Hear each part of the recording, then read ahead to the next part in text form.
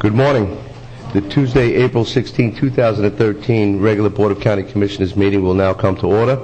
We'll begin with an invocation by Jeffrey Smith, Clerk of the Court, followed by the pledge led by Joseph Baird, our County Administrator. Please rise. Let us pray. Lord God, we stand here today in anger and disbelief and sorrow and discouragement. But we also stand here full of hope, resolve, and amazement in the knowledge that you are on the throne and in control. In these times of terror on our own soil, threat of wars overseas, and hostility on our own county, you are the one constant that we can look to for strength and comfort. We pray for the victims of the incidents yesterday in Boston. Lord, we just ask for the comfort for the families and the victims in the incidents in Gifford, Lord, and for calmer heads to prevail all over the world. We also pray for the contentment of the knowledge that good will overcome evil, for we have read your word and we know who wins. Protect our servicemen and women at home and abroad, and give these men sitting at this dais this morning your strength and comfort to make the right decisions for the citizens of this county. In your Son's name, Jesus, we pray. Amen. Amen. Amen. Thank you. Please face the flag.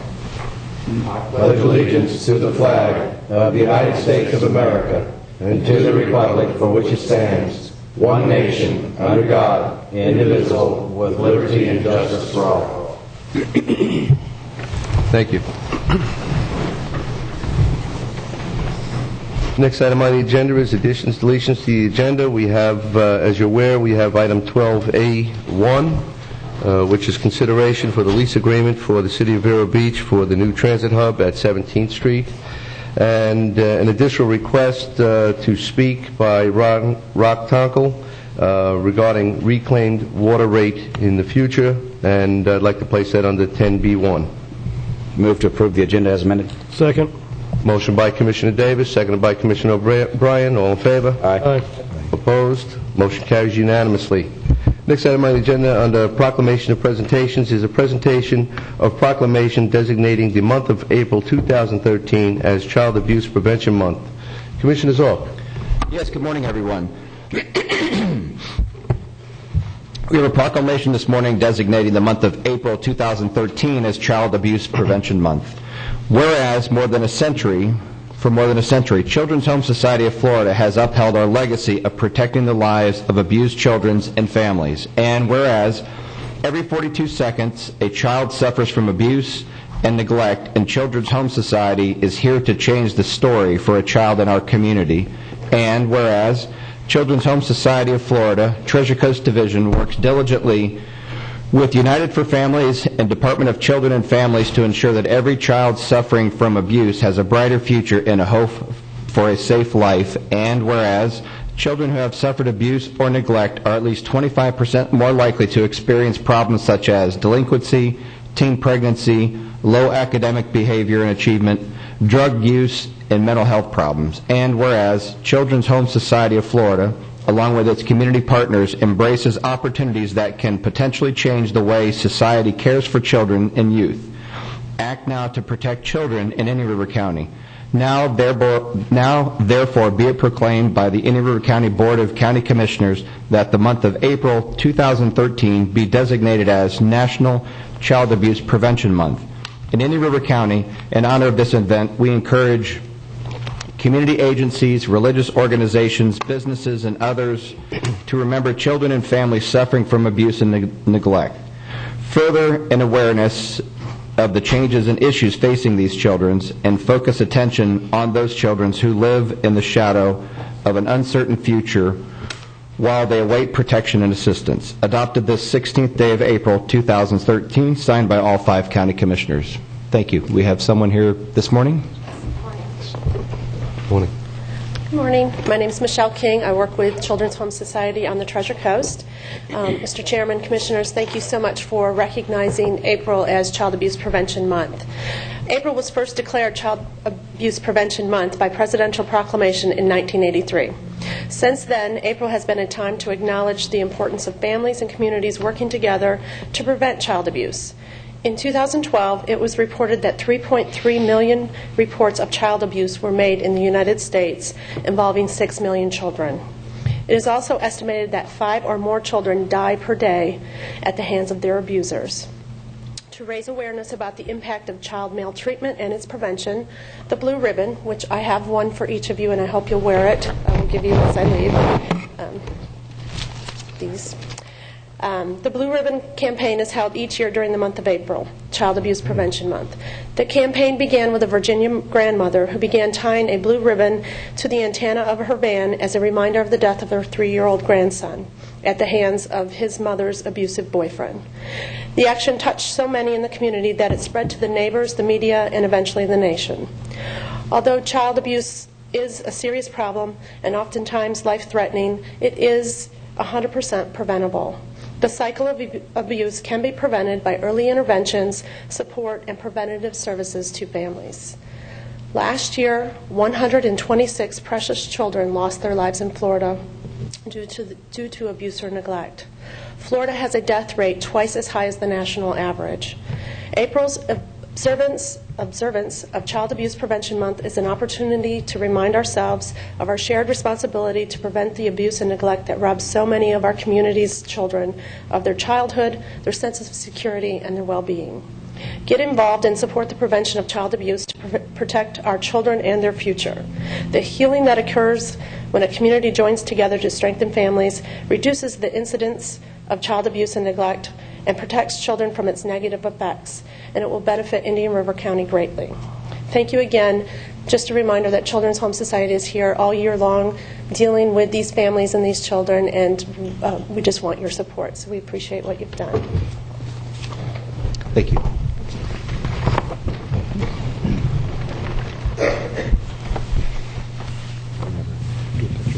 Yes. Yes, sir. Thank you. Do you have somebody to do a picture with you this morning? I was sent on my own. See, the mayor's here. Mr. Mayor Sebastian, would you like to talk about the pinwheels and perhaps take the honors of being a photographer as well? Sure. If you have a picture, I mean a camera. Why, see one on your hip.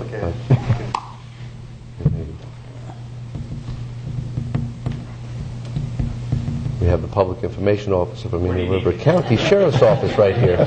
Sheriff, thank you. Appreciate that. Step up here. Right here? Yeah. Come on up. All right, sure. Morning, Howard. Good morning. How are you? How'd we do the other night? We did great. Good. Thank you so much. That'll go a long way to help Yes. us. And if you could hold up your pinwheels as well. Oh, okay. All right. Because that's also signifying, the end of child abuse. But we said about 10:15. All right, let me get a few safeties here.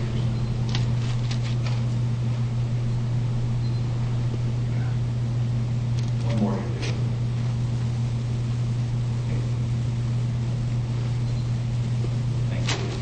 Thank you all very much. Thank you.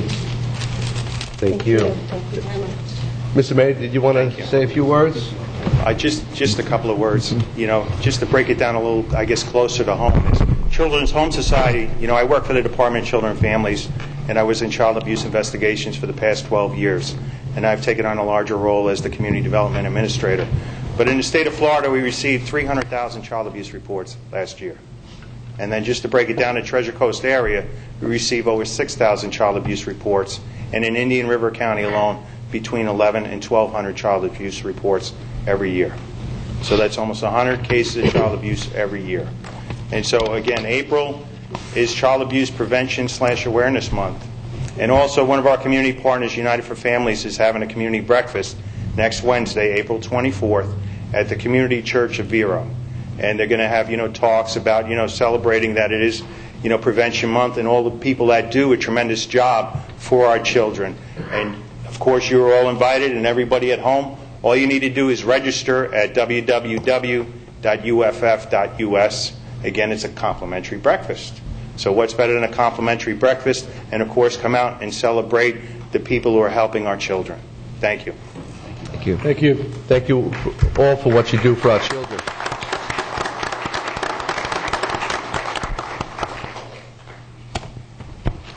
Next item on the agenda is a presentation of proclamation designating April 21st through 27th, 2013 as Crime Victims' Rights Week in Indian River County.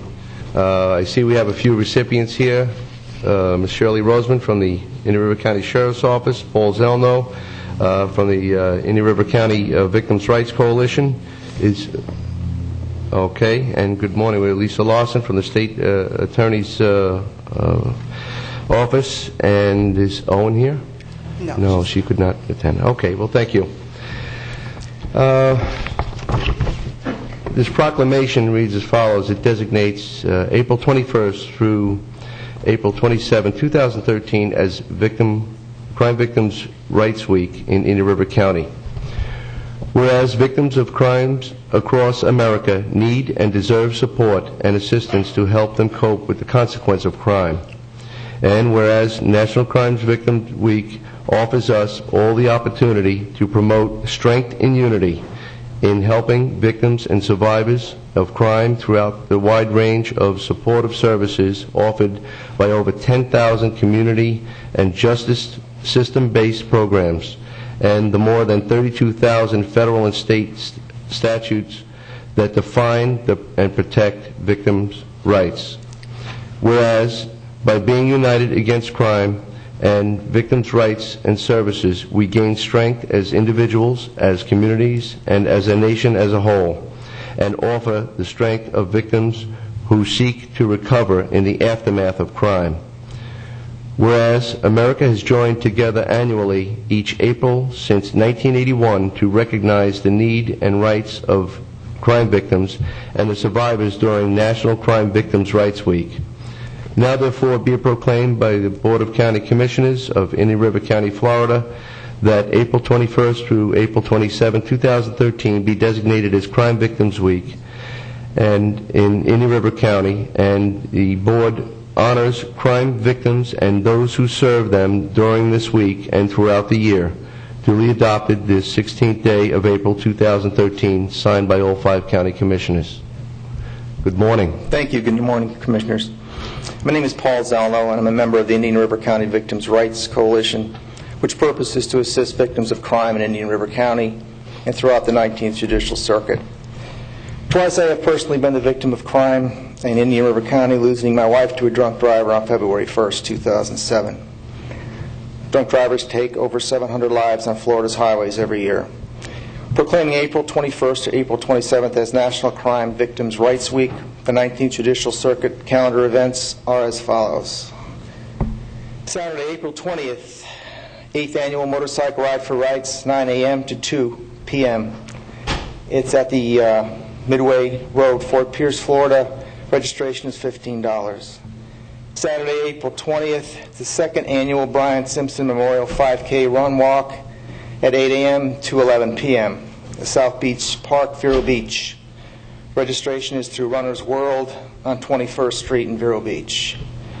Tuesday, April 23rd, we've got the free women's practical self-defense class at 6 p.m. to 9 p.m. at the Indian River County Sheriff's Office. Registration is required and there is no fee. Wednesday, April 24th, Remembrance Ceremony at 12 p.m. at the St. Lucie County Courthouse on 2nd Street in Fort Pierce. Thursday, April 25th, Memorial Vigil at 7 p.m. at Memorial Island on Delilah Lane. And Friday, April 26th, the Appreciation Luncheon at 12 p.m., 11:30 a.m. Old City Hall on Avenue A in Fort Pierce. Tickets are $25. Thank you very much. Thank you, Paul. Shirley, did you want to say a few words? Sure. Thank and you. Lisa? I would like just to say, on behalf of all the families that have lost victims, lost family members due to crime in Indian River County, we proudly accept this proclamation for them. Thank you. Lisa, I just wanted to thank everybody and for the victims, and just remember to come out and support. All the funds that are raised for these programs are to go right back into helping victims, so please come out and support at any of the events this week. I want to thank you all for all of you do for the victims as advocates, from whatever resources you have brought together. I don't know if you can place a value, and I don't know if whatever form of currency you choose to place a value on what you do. Thank you from the victims, from the citizens of Indian River County, for all of our emergency service personnel. They can't do their job without what you do in order to bring people's lives whole again, to comfort them, and allow the opportunity for your law enforcement and fire and paramedics to get to the job at hand while you are getting to the true job at hand, and that is the family's needs. Thank you. Thank you.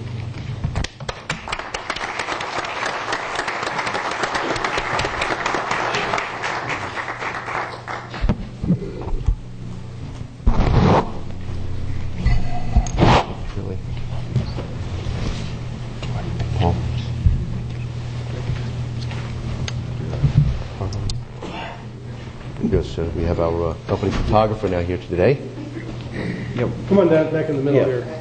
Yeah. There you go.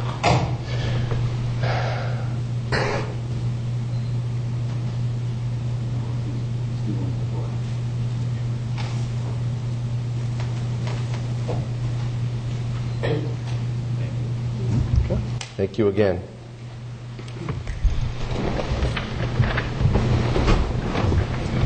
I see another rather large group here today.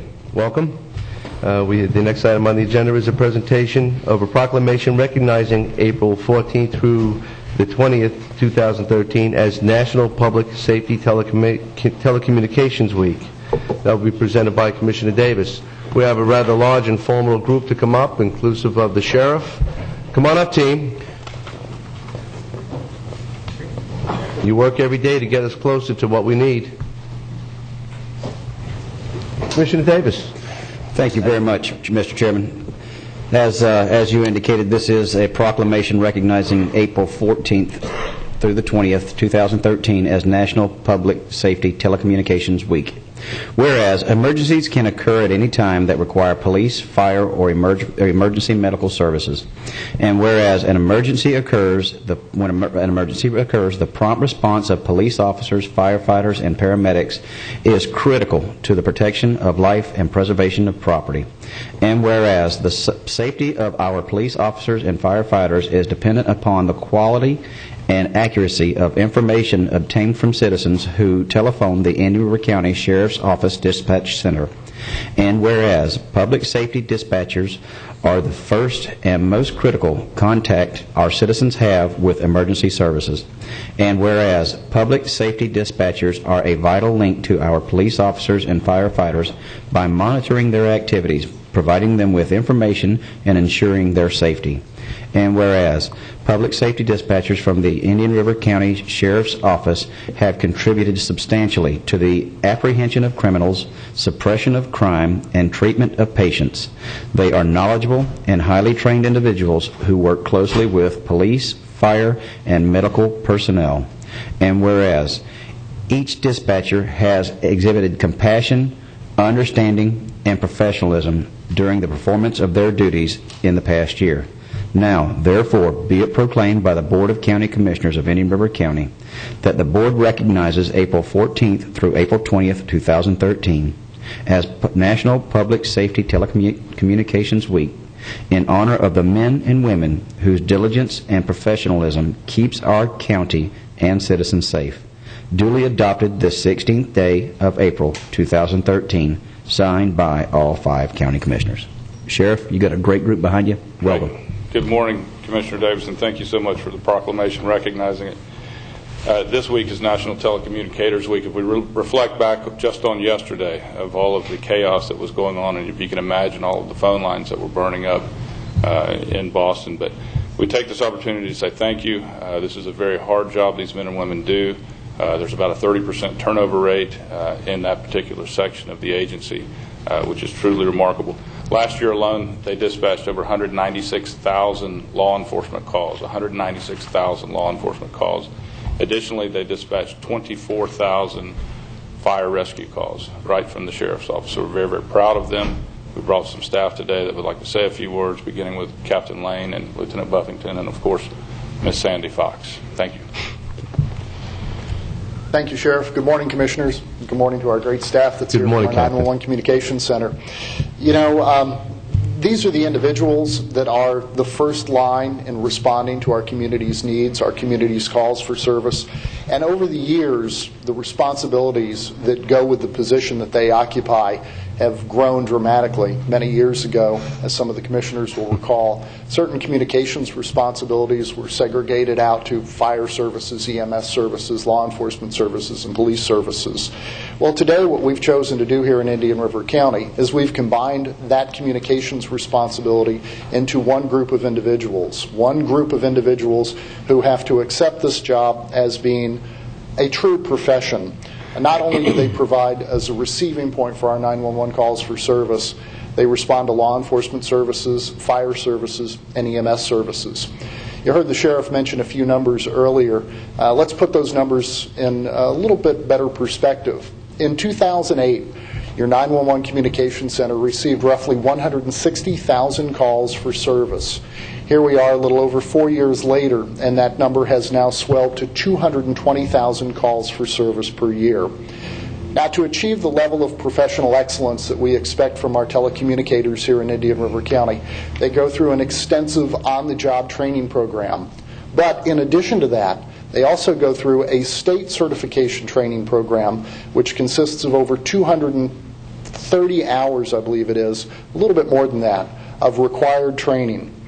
In addition to that, they recognize the need to be trained in certain areas such as our child abduction response team, our active shooter, and Lord hope we never have one of those here in Indian River County, or a hostage barricade situation in which these are the individuals that may be on the phone with that person who is in distress.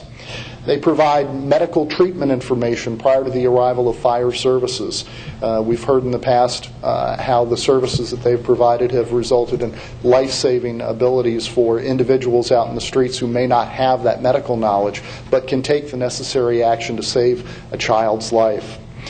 Our personnel that work in the 911 Communications Center, they have to remain calm when they're on the phone. They have to remain composed when they're on the phone with that person who is experiencing a life-threatening catastrophic event. They're the individuals who have to provide the service. It's a very stressful position. Our individuals take that responsibility, caring and dedicated. They recognize it as not just a job. It's certainly not an adventure, although from time to time it can appear to be one.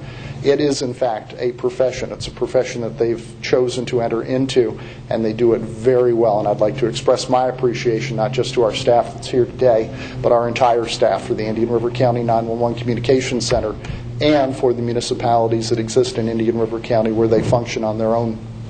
Thank you. Thank you.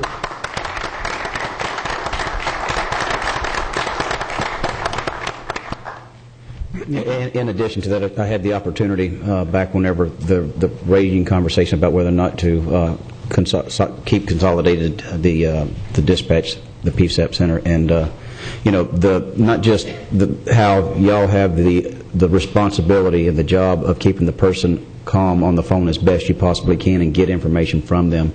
What I marveled at whenever I was sitting there watching you work was how you were able to communicate to each other in one ear and then somebody on the phone on the other side. So you were literally, I mean, the pressure that y'all are under is truly amazing, and quite frankly, it should be a high-risk position. I know it's not, but the pressure that y'all are under with somebody on the phone, then you've got another dispatcher right here that you're trying to get them to basically get on another phone, help, get information, and it could be somebody else from the same scene that calls, and then now y'all are talking back and forth with two people on both lines and between each other. It's just amazing.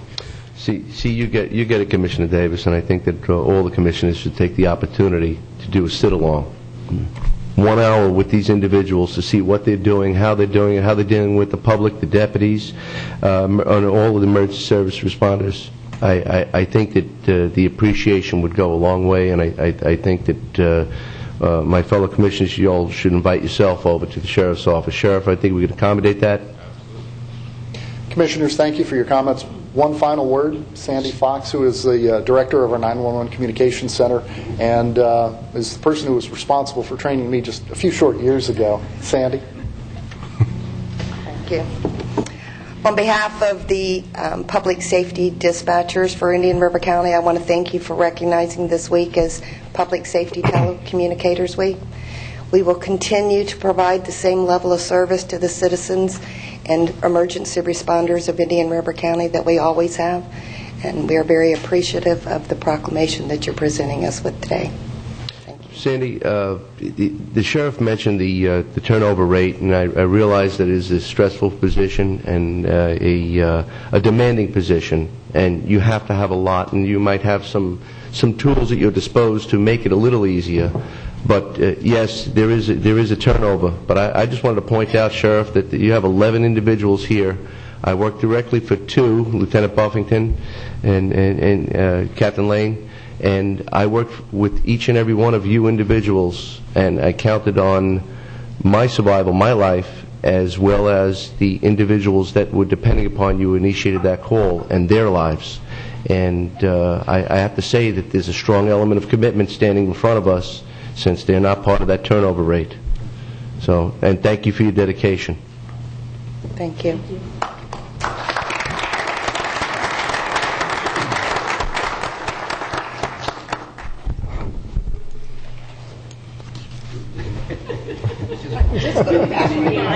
Usually it's a better idea. I think they're staying for the training. Howard, nice to see you. Thank you, Sandy. Thank you. Yes, ma'am, absolutely. Good morning. Wow, look at that. How are you? I didn't know you were in dispatch. I never knew. How you doing, sir? Nice to see you. Yes. Thanks for coming. Thank you. Got a backup here. Thank you very much. How are you Good to see you. We'll get the rest on the way out. Yeah. And Tom Rowland is that camera. There. That was a little shorter. I have to get this one right. Good work, Sarge.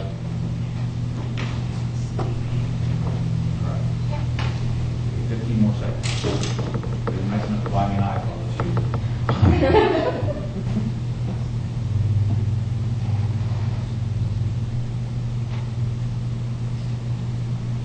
All right, keep it on Facebook. We'll see how they turn out. Thank you.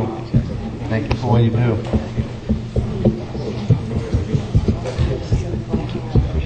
And if you do call 911, there are people answering the phones as we speak. Everybody's not This crowd concern you. Thank you, Sheriff. Sheriff. Captain, thank you. Sure, thank you. Yes, sir. Well, that's half the room. No, they're not all leaving. Well, yes, they are. Yeah. Yes.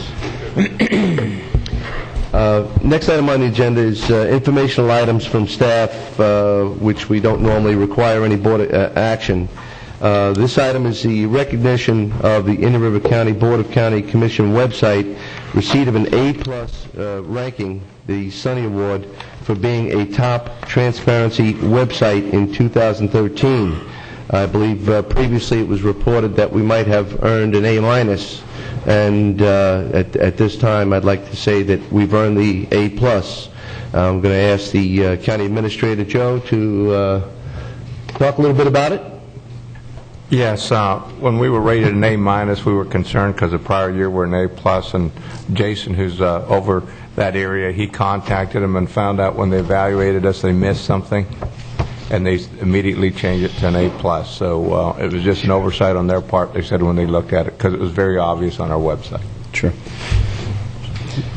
Thank you, Joe. Mr. Chairman, I'd just like to add, too, that the group that does a Sunshine Review, that they analyzed over 7,000 different government websites, and only 247 of those 7,000 received the A+ for transparency. So I think that puts us in pretty lofty company. So it'd be neat just to find out what you'd have to do to, like the magna cum laude with an A+.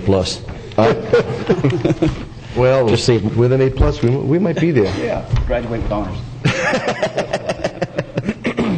Thank you for the collegiate update. All right, gentlemen, the next item is the consent agenda. Is there any...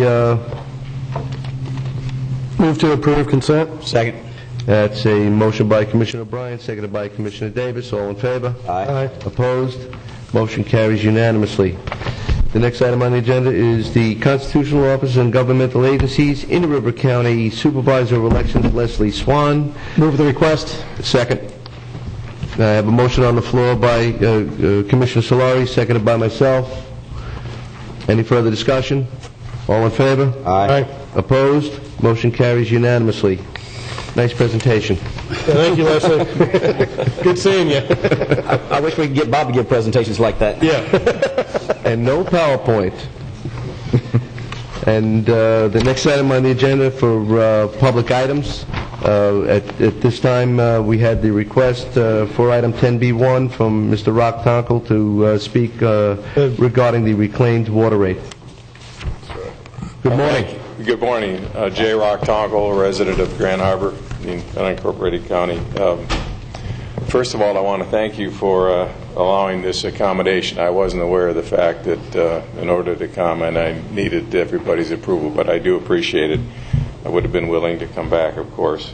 And this also gives me an opportunity to, I guess, publicly say goodbye to my friend Alan Plakowicz, whom I hardly recognize these days with his new hairdo, but he served us well when I was with the hospital district years ago. He served the county well.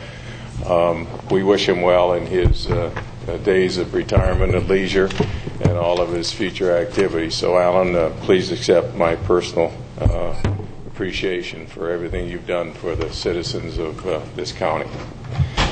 I'm referring to the memorandum which you all have seen of January 4th, 2013, which deals with request to delay the reclaimed water rate increase by 1 year, but it did leave in place the projected rate increases of 10% a year for the next 3 years, and that's what I became aware of sitting on the City Utility Commission and wanted to at least address the issue in terms of the environment today, and I think rates that are hard to defend, particularly given some of the comments in the memorandum. Look at, you have shown to this community a public accountability and a concern for the ratepayers of all types. Your support of the debate with Florida Power and Light is well known. The efforts that you've taken to reduce and eliminate unnecessary expense at the county is well recognized. So I was absolutely surprised when I learned that you were preparing and planning for rate increases in excess of 30% over the next few years. Let me just recite, if I could, 2 comments from the memorandum. The customers of the reclaimed division consist primarily of area golf courses. I talked with the people at Grand Harbor. The cost is approximately $70,000 to $75,000 a year. A 30% increase obviously is going to add considerable funds, which ultimately get passed on to all the members. And there are a few private users, I understand, it would be, and communities, and they would be passed on to them. These customers, like many other local businesses, have been drastically affected by the current lag in the economy, and I think that led to the administration's recommendation to defer this for a year. The next statement, the reclaimed water distribution system is incorporated in the wastewater plant division. The division is currently covering expenses with the existing rate. Makes it even a little more perplexing, I think, in terms of setting rates 3 years in advance without actually knowing what the cost structure is. And since the source of revenue is minimal for the division, staff believes that operating expenses can continue to be covered under the existing rate of $60.67 per thousand. In the final statement, funds to cover the cost of the reclaimed system are part of the operating budget. Operating funds are derived from water and sewer sales. Staff does not expect any budget shortfalls as a result of delaying the scheduled rate increases for 1 year. Therefore, I simply request at this point that you set aside the schedule of rate increases of 10% a year for the next 3 years. I just don't think that you can defend that policy or accounting methodology, and that the rate structure needs to be deferred and looked at annually. Whether that assessment is done with rates sufficiency evaluation is something that I think you perhaps would want to consider. The city has taken the position that they were following the rate increases of the county, but as a result of the discussion that was held at the last commission meeting, they decided that they would review this on an annual basis, looking at all the factors, the cost structure, the state of the budget, and I think the lack of justification in this environment of public accountability for a 10% rate increase a year. The rate would increase from 0.67 to 0.88, and that, as I said before, represents an increase in excess of 30% over the 3-year rate period covered in this memorandum. I thank you for your consideration. Thank you, Mr. Tockel. Mr. Baird? Yes, Commissioners, we had a study done by CDM, and we brought it back to the board on January 5th of 2010. And they came up with a rate at that time of 0.56, but the commissioners wanted us to increase the R&R portion of that. We only had 5%, increase it to 10. And due to that, we went to the 0.67. Let me say that I don't have a problem suspending the future increases. Automatic increases. We feel, looking at our cash flow, and also it might entice people to tie on to our reuse more, than they do presently. Increasing the 10% only brings us $7,000 a year. It's not a significant revenue. If the board so wishes, we could come back and not have the automatic increases. We've done away with them in our other rate structure. When we did away, we were supposed to have one every year for the last 15 years, and we didn't. So I would not have a problem with doing that if the board so wishes. We don't feel it's going to be any hardship on our utilities. In this instance, it sounds like perception's more severe than the actual implication, and so I think that's exactly what we ought to do. I think Rock brought up something very appropriate to our attention, and if we can survive without it, there's just something inherently troubling about automatic increases in government. And so I think that we ought to basically not have automatic increases. If we need increases, let's bring it before us, let the public look us in the eye, and let us make the decision based on the facts that we know versus automatic increases. Well said. And Commissioner Solari. I would like to sort of take the opportunity to see if we can actually, though, figure out a way to use more reuse water throughout the county. I mean, one thing when we made this rate increase, what I didn't realize that the vast majority of this was going to golf courses, and I'd like to see if we can direct the utility director to look at more ways to get more reuse to individual homes.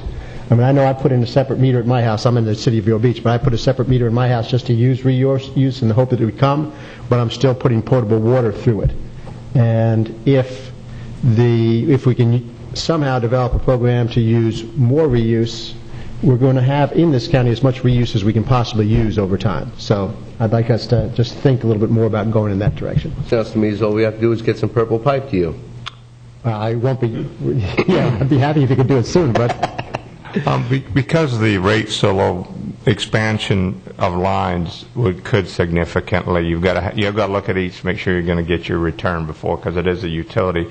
I will say that we have no problem with the .67 remaining. I don't, and I don't think my staff would without the automatic, and we'll bring that item back and not have the automatic increases if you so wish.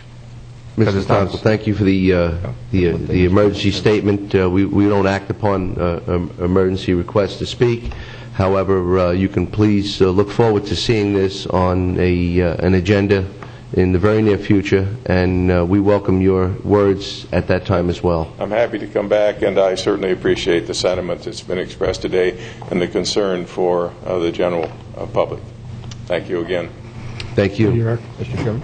Yes. On the same topic as Commissioner Solari of looking at expanding the reuse piping network to reach a potential higher group of customers, I know in many counties, especially Orlando, when they do a road project, they put in dry purple pipe, whether it's under road connections or just dry lines for future capacity. If we're really going to get serious about trying to figure out how to get more reuse out there, we need to look at where we need to start thinking ahead of time when it's cheap to put pipe in versus retrofitting and trying to install after the fact.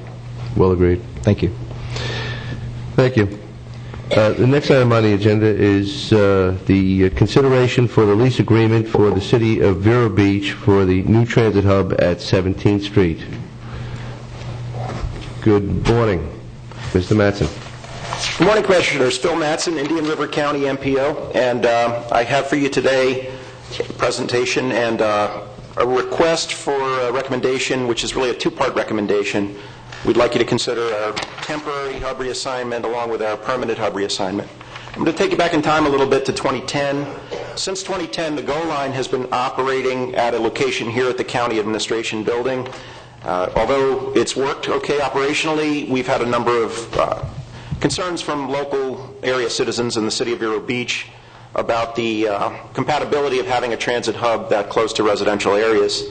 So we began a search for an alternative location. And our primary constraint is finding something in east central Indian River County that enables us to make the transfers that we have to make and make our headways. You know, we have buses coming from all directions, and we wanted to be sure that we could make those buses meet where they needed to meet. So we looked at sites at the airport, downtown Vero Beach, school districts, old maintenance complexes, etc. In the spring of 2012, the City of Vero Beach offered an alternative location for the hub. That's a city-owned parcel on the south side of 17th Street, west of the FEC railroad tracks. So we set about to look for grant funding for hub construction. We had a site tentatively that would work for us, and we didn't have the funding to go ahead and build the hub. And MPO staff in September of 2012 applied for and received a grant in the amount of $1.150 million through a brand new FTA program. It was a discretionary program, and it was specifically for construction of a transit hub. In December of 2012, we brought to you a lease for the Board of County Commissioners, and we recommended at that time against the lease because of unresolved maintenance responsibilities between the county and the city, particularly landscaping and site maintenance. Recently, we've gone ahead and met with the city again, taken a look at all of our options on the table, taken another look at the 17th Street location, determined it would work for us as a transit facility. We've resolved the maintenance and operation issues, and those are contained now in the lease that's attached to your agenda package. Let me take you through a couple of slides showing the relative locations here, and I have, I think, a few more slides that I can hand to you that show some landmarks and markers on it. First of all, our temporary hub location is here at the airport on Pro-Flight Drive. This is the place we'd like to operate until the permanent hub is constructed. It's between Piper and Flight Safety Drive. Basically, the buses would operate directly on the street, do some loading and unloading on some underutilized property there at the airport area. Here I'm putting the cursor over the transit admin building right now. This is our current operations area. This is very close. It probably would be a minimal disruption to the transit system overall route and scheduling system. Our permanent hub is over here on a site on 17th Street, directly on the FEC railroad tracks. It's mostly an industrial area, so the residential concerns and disturbance wouldn't be a factor. It's still very close to downtown. It's in our operational window, fairly close to the high school, and the system does transport students and so forth coming back from extracurricular activities. So that's a plus. Here's a close-up on the ProFlight Drive location. Going back to the two locations again, here's a close-up on the 17th Street site. Like I say, it's a twofold recommendation we're seeking today. One is to go ahead and authorize us to begin operating at the ProFlight Drive location at the Vero Beach Airport. The second is approval of the lease agreement, and this will give us what we need to be able to go ahead and construct on a permanent basis. Not sure if there's anything else anybody wants to add? Yeah, on this, shouldn't this be coming before the MPO first, especially the permanent move, permanent lease? Probably not, in my opinion, because the grantee is the county. The county is the designated recipient of transit grants, so anything by way of construction, capital, whatever, would be county's responsibility, and the county is the grantee. So I think this is probably... Okay, on this one, I'll just disagree with you. I just tend to think it ought to come before the MPO. It seems to me that this is going to have an impact on routes, significant impact on a number of routes, and I'd certainly like to hear something about that. I mean, you didn't mention in your presentation, for instance, how much time this is going to take out of a route going, say, from Indian River Boulevard out west of town, and whether the same routes we have today can be maintained. So, I mean, I don't know one way or the other, but it certainly seems to me that that's going to have a significant impact on 2 or 3 of the main routes we have going through the city of Vero Beach today. Fuel consumption and service, yeah. I'm more worried about servicing, because my understanding is that there's a reasonable tight timetable from the beginning to the end of a route, and that each time we shift, the distance that route has to go, it puts it in some jeopardy of actually being able to make that turnaround time safely. I've also heard some stories, which I haven't been substantiated, of some drivers just going a little too fast or faster than they should, which my guess, again, is just because they're trying to make up some time that they've lost on the route. So if we add to that, I'm just wondering, I don't know. That's why I would think it should go through the MPO to get a thorough vetting of whether it is going to have an impact on the routes and how much of an impact. Okay, I can address a couple of these concerns. The timing's actually perfect for this, because we're undergoing our TDP major update right now. It's our 5-year plan. And that's when we bring the experts in who kind of made the system what it is now and helped us with our initial route development, come in, take a look, and let us know what the future of the routes and schedules ought to be anyway. So there would be some changes resulting from the TDP, and this is a change they can incorporate, and maybe for the better. So I think the timing is good on this. We ought to see the TDP report, I would think, before we go ahead with the lease. It seems just to me like we're putting the cart before the horse. Yeah, I think I'm Bob Keating, County Community Development Director.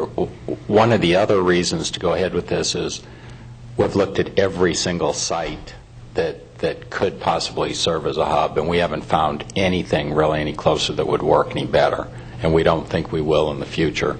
That's why I think the default is to go back to a site that we originally knew wasn't optimum, wasn't the best, wasn't as good as we have now, but would work.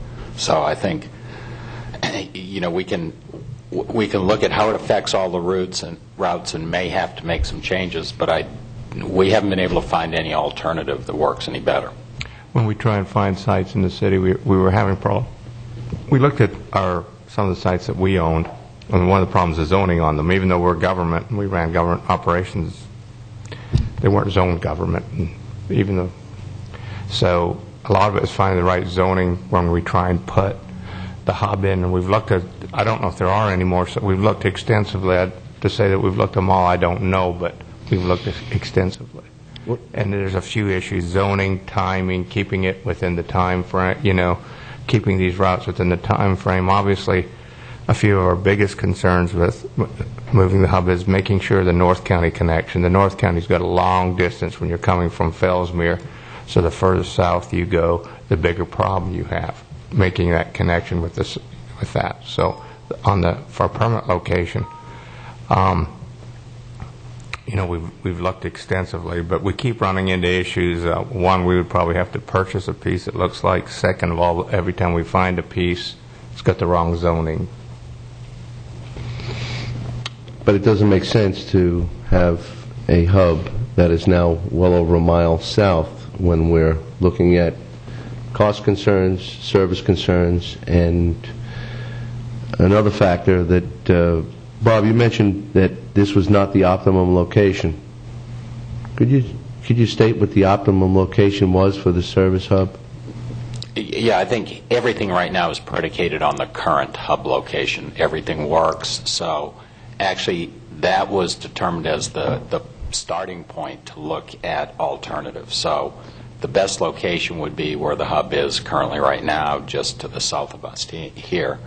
But as I said, with Phil in particular spent a lot of time and effort just canvassing every possible site, and couldn't find any that really worked.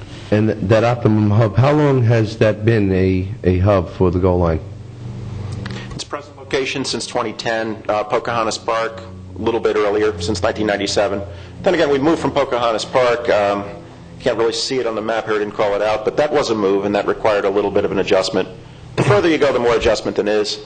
It's about a mile. I mean, I think it's something we could probably handle with minimal disruption to the system, but that's, my opinion. The TDP can say conclusively.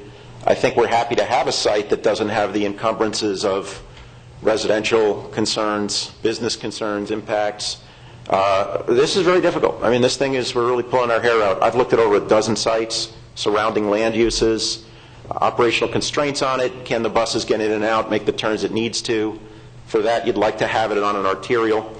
Some of the school sites seem perfect, for instance, the old maintenance buildings and so forth, but they're kind of off of an arterial. They require some turnarounds. There's impact potentially to the children in the area and the students. So really, it's been a very, very difficult ordeal. Even when we found a commercial site, like we saw the site that the city has for Jetson, across from Jetson, some of the commercial establishments opposed that, so we didn't proceed with that. So it's not the easiest thing to place a hub, and we keep working on it. It's kind of like replacing a jail or a landfill. I found out it's just about as hard, if not harder. Move to approve. Second. We have a motion on the floor by Commissioner Davis, seconded by Commissioner O'Brien. Just under discussion, Mr. Chairman, just, back when this site was first presented to us, this board took action to vote not to move forward, and at that time, we didn't have any need to refer it to the MPO, and I think this thing has been kicked around plenty enough that we can go ahead and make a decision and move forward on it. And I think that staff and the MPO staff and the SRA staff will be able to figure out the logistics and make it work. It may not be the most optimal site from a logistical point of view, but from a practical and reality and neighborhoods and all those other issues, I think it's the best we can do right now. And we do have a grant to construct a very nice hub facility, and we can move forward on that. And I think I'd like to commend staff and the staff from the City of Vero Beach for getting together and coming up with this agreement where both the city and the county can work together. And I think it's time we move forward on it. Commissioner O'Brien, the motion was for the temporary move to the airport facility. We have to take this in two parts. So that would be the first motion. Is that clear? And Commissioner Davis? I'm good with that, both of them at the same time. Move it and then approve it. They would like them separately, and I think the council would like them separately as well. And further discussion? Yes, Mr. Chairman, last Thursday I held the kind of discussion group with City Council Member Carroll, City Manager, and about 20 residents from the old town of Vero and McCanish Park residents, kind of looking at this as step one is where it's currently at is stretch the limits of the patience of the neighborhood. It's the most functional place to be. There's a lot of walking distance benefits from it, but the airports on ProFlight Drive being the temporary solution, looking at that as step one or vote one. The second portion of the site on 17th Street, it fits in the box, but it's the bottom right-hand corner of the box. I'm still not, I feel like it would be my fifth choice of a place to put it. But we know the first thing we need to clarify and work with the city and what we, in discussion with the residents, is that we would work in a timely manner getting it away from its current location to the airport. And the Pro-Flight Drive is somewhat unique. That street is not used very much. It'll be kind of limited access. We don't have to make a lot of improvements. We're using the hard surface of the road that's in there, so we don't have to do a millings paving project of a couple of acres for the buses. It's a nice hard surface there at the airport. So I think that works out great. I spent a good part of the weekend looking at all the 15 sites that we discussed at the meeting on Thursday. Made a list of a few more, and we'll deal with that vote when it comes separately. But the first one to kind of go along with what was discussed at the meeting on Thursday is let's move it from where it's at, and then we'll look at the second location. But Commissioner Slaughter brings up some good points on that I hadn't thought of. Is we can move it wherever we want, but if the people that program the routes go, hey, this is, you box yourself into a corner now that you can't get out of, they're the route experts. So I'll yield a little bit to them, but I want to kind of hold my commitment to the residents that were at the meeting on Thursdays. Let's move it out of there. Now, the city has a time constraint. They were looking at going tonight to first reading on the sale of that property as being declared surplus in the city. If the second portion of this, for some reason, did not pass, they could either, I guess, ask the applicant to wait one meeting cycle to postpone the first reading on the surplus status. I guess it's been declared surplus. It's moving forward to the appraisal offer portion to sell that property outright. I was contacted at separate occasions by members of the City Council and Bureau that some favored. They preferred to still sell the site and try to find someplace else because they wanted the revenue from that site. But let's deal with the first part of the temporary location first, and then a motion on the second one. Thank you, Mr. Chairman. Commissioner Solari? I'm fine, thank you. And Councilor, did you want to... No, the only thing I was going to add, on the temporary site, we don't have an agreement. All this happened pretty quickly, so we'll have to do an agreement. On the permanent site, when you get to it, this issue came up quickly and quickly reactivated the lease agreement that was under discussion back in December.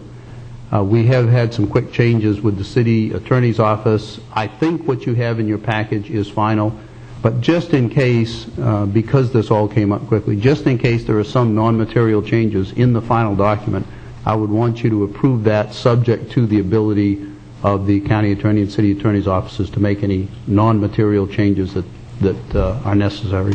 I just think, I trust you, but we're the ones who are going to be held responsible. So in the event that anything does change, I think it needs to come back before us, even if it's a special meeting of some kind.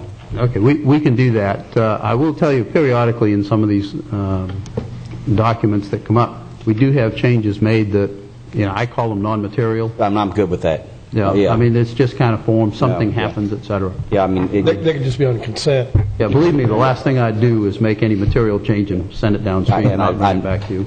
I know that, and I don't know about the other side, but I've heard of things getting in contracts that are millions of dollars. Like a $20 million penalty? For example, yeah. And I know you wouldn't do that, believe me, I'm not insinuating. My guess is they would not do it. Councilor, I believe we have the faith in you to discern whether something is non-material or we need to discuss it. If we do, we will bring it to this board, and if it has to be done in an emergency manner, then we will do that, and if we have to have a special call meeting. But for the newsprint, I think that council, you have that discretion, and we can probably bring that on consent. And the only other thing I'd add, as you all probably know, the city actually brought code enforcement violation charges against the county based on our use of this facility just to the south. That was scheduled for hearing last Wednesday.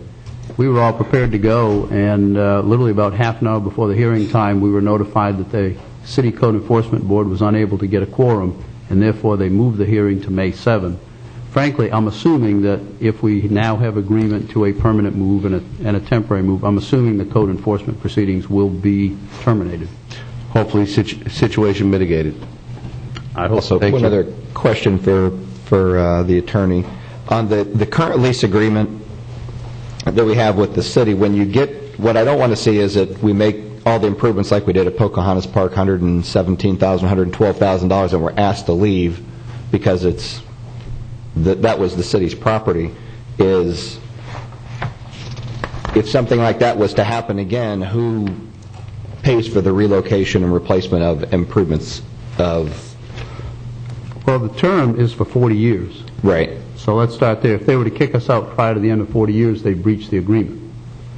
So if they were to breach the agreement, then they would be responsible for paying our damages.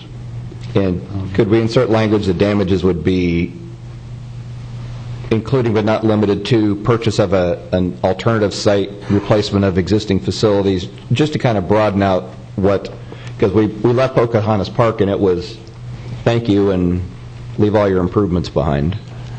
Yeah, the answer to the question, could we? Yes. Would they agree? I don't know. But my guess is at this point, it's not something worth putting into the equation. The law does give you broad range of damages in the event of breach, and I think you just need to be satisfied with that normal broad range of damages. Okay. Sounds like we'll be taking the porta potty, mowing the lawn, and just sweeping the driveway. Yeah, their concern was custodial. They didn't realize that we were at all times going to pay for the custodial, and that's where the major part of the confusion was as well. Thank you. Ms. Renzi, I see you want to speak. Is it regarding this temporary lease? I'm going to address the subject of the bus transportation, yes. Would you like to come up to the podium?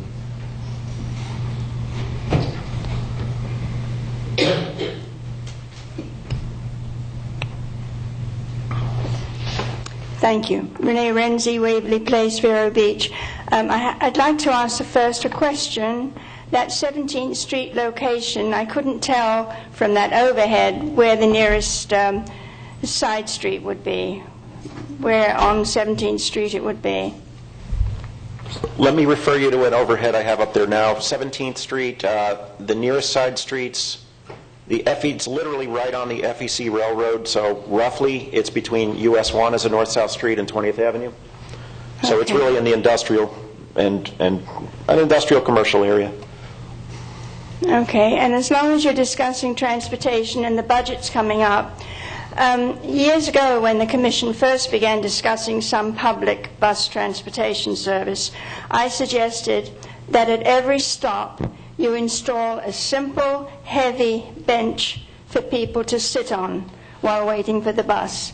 And I know that in the city they've built quite elaborate bus shelters. You don't need those. You just need a bench for people who can get off their feet or put their children on the bench to be safe. I've seen people sitting on the curbs waiting for buses. And a few weeks ago in the Press Journal, there was a picture of people who took shopping carts from Walmart to sit on waiting for a bus.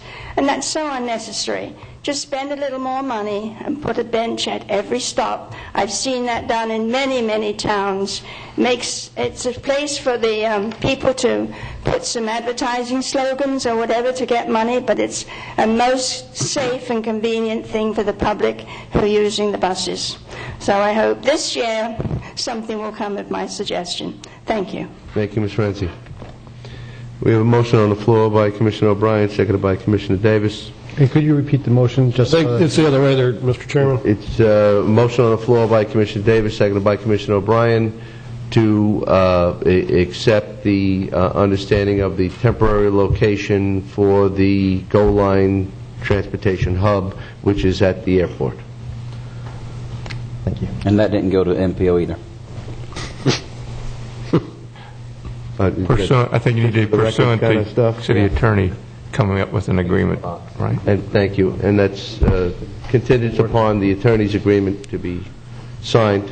Yeah, what we'll do is, based on this vote, and I assume this is acceptable to the city, we'll get with the city attorney's office, we'll prepare a temporary hub, either lease or license agreement. We'll bring that back for approval. Thank you, Councilor. Any further discussion? All in favor? Aye. Aye. Opposed? Motion carries unanimously. Thank you. The next motion that we'll be entertaining is the discussion for the consideration for the lease agreement with the City of Vero Beach for the new transit hub at the 17th Street location.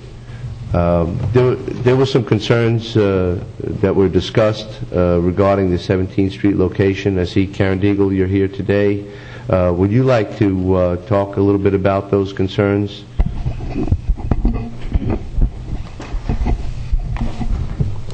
Regarding the timing, the routing, and the convenience or lack of convenience for the Gold Line bus service and the citizens in which we serve?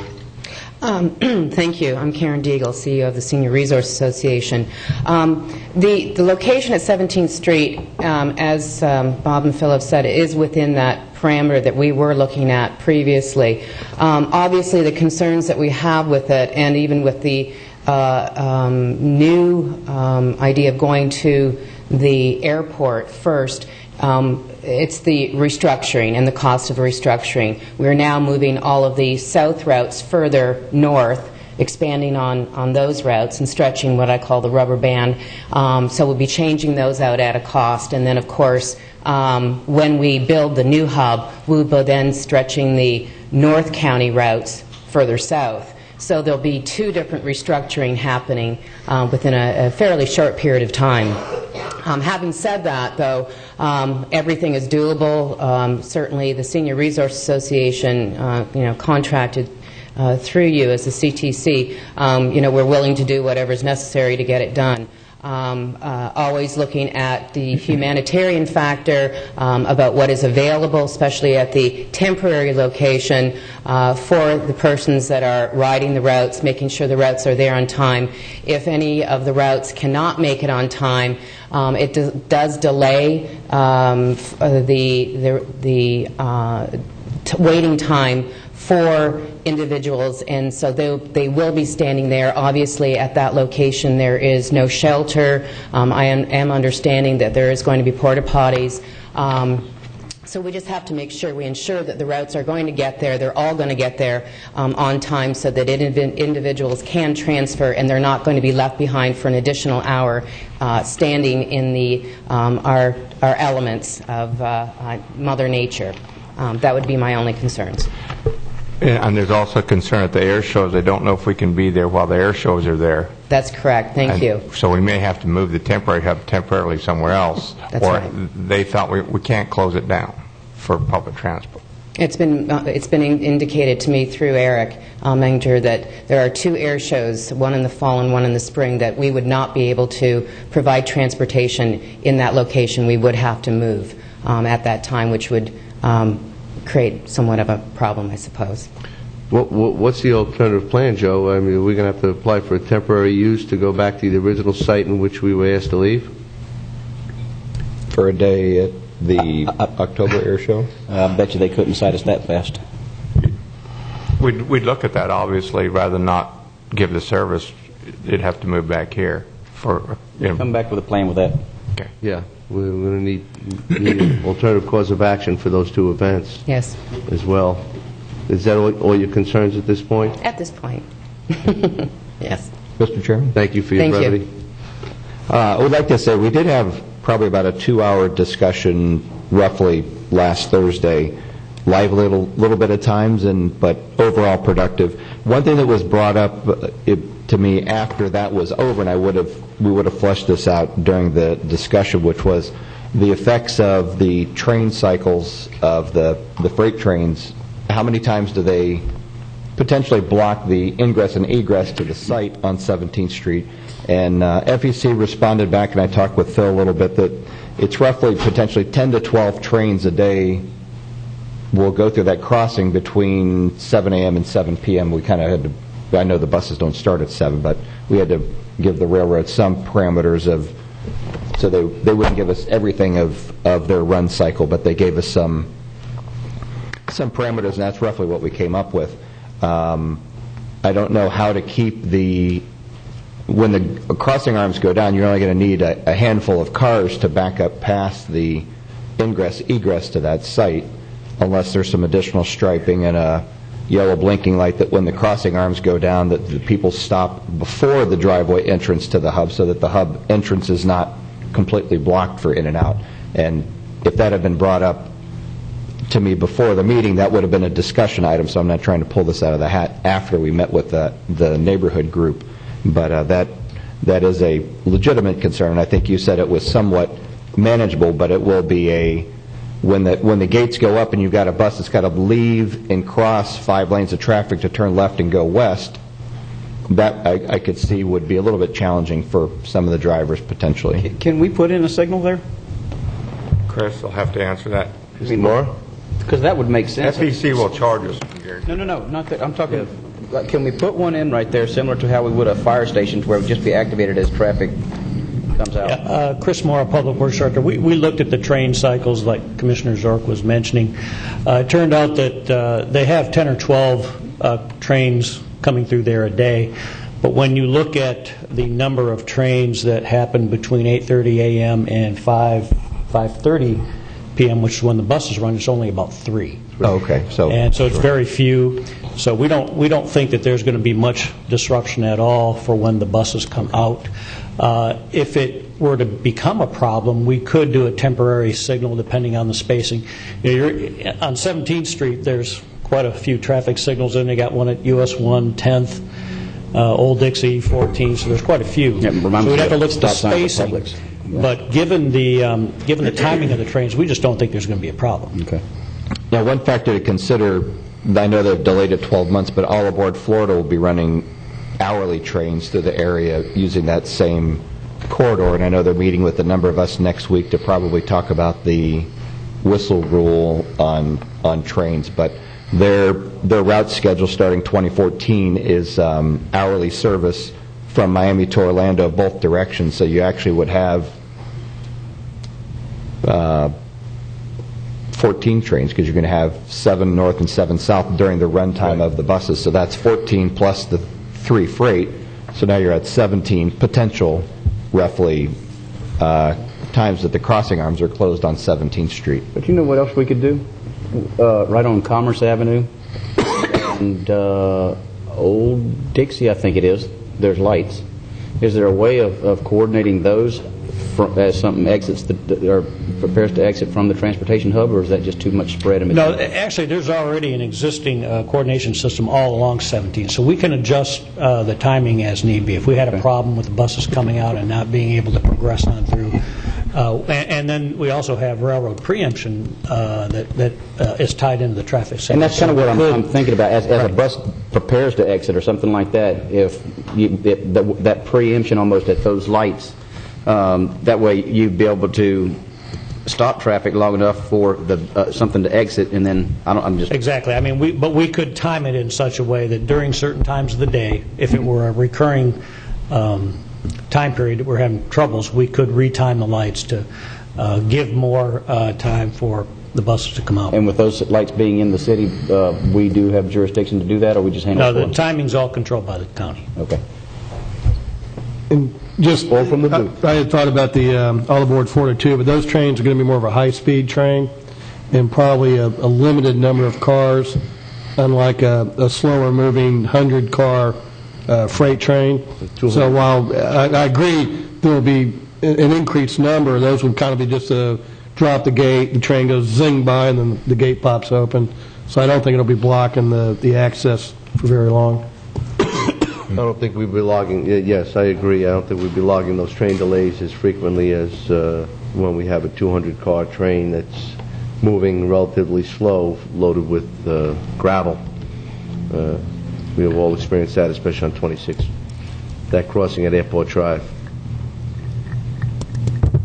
Well, Mr. Chairman, I move staff recommendation to approve the lease agreement with the City of Vero Beach for the 17th Street site. Second. We have a motion on the floor by Commissioner O'Brien, seconded by Commissioner Davis. Question? And most certainly Mr. Johnson.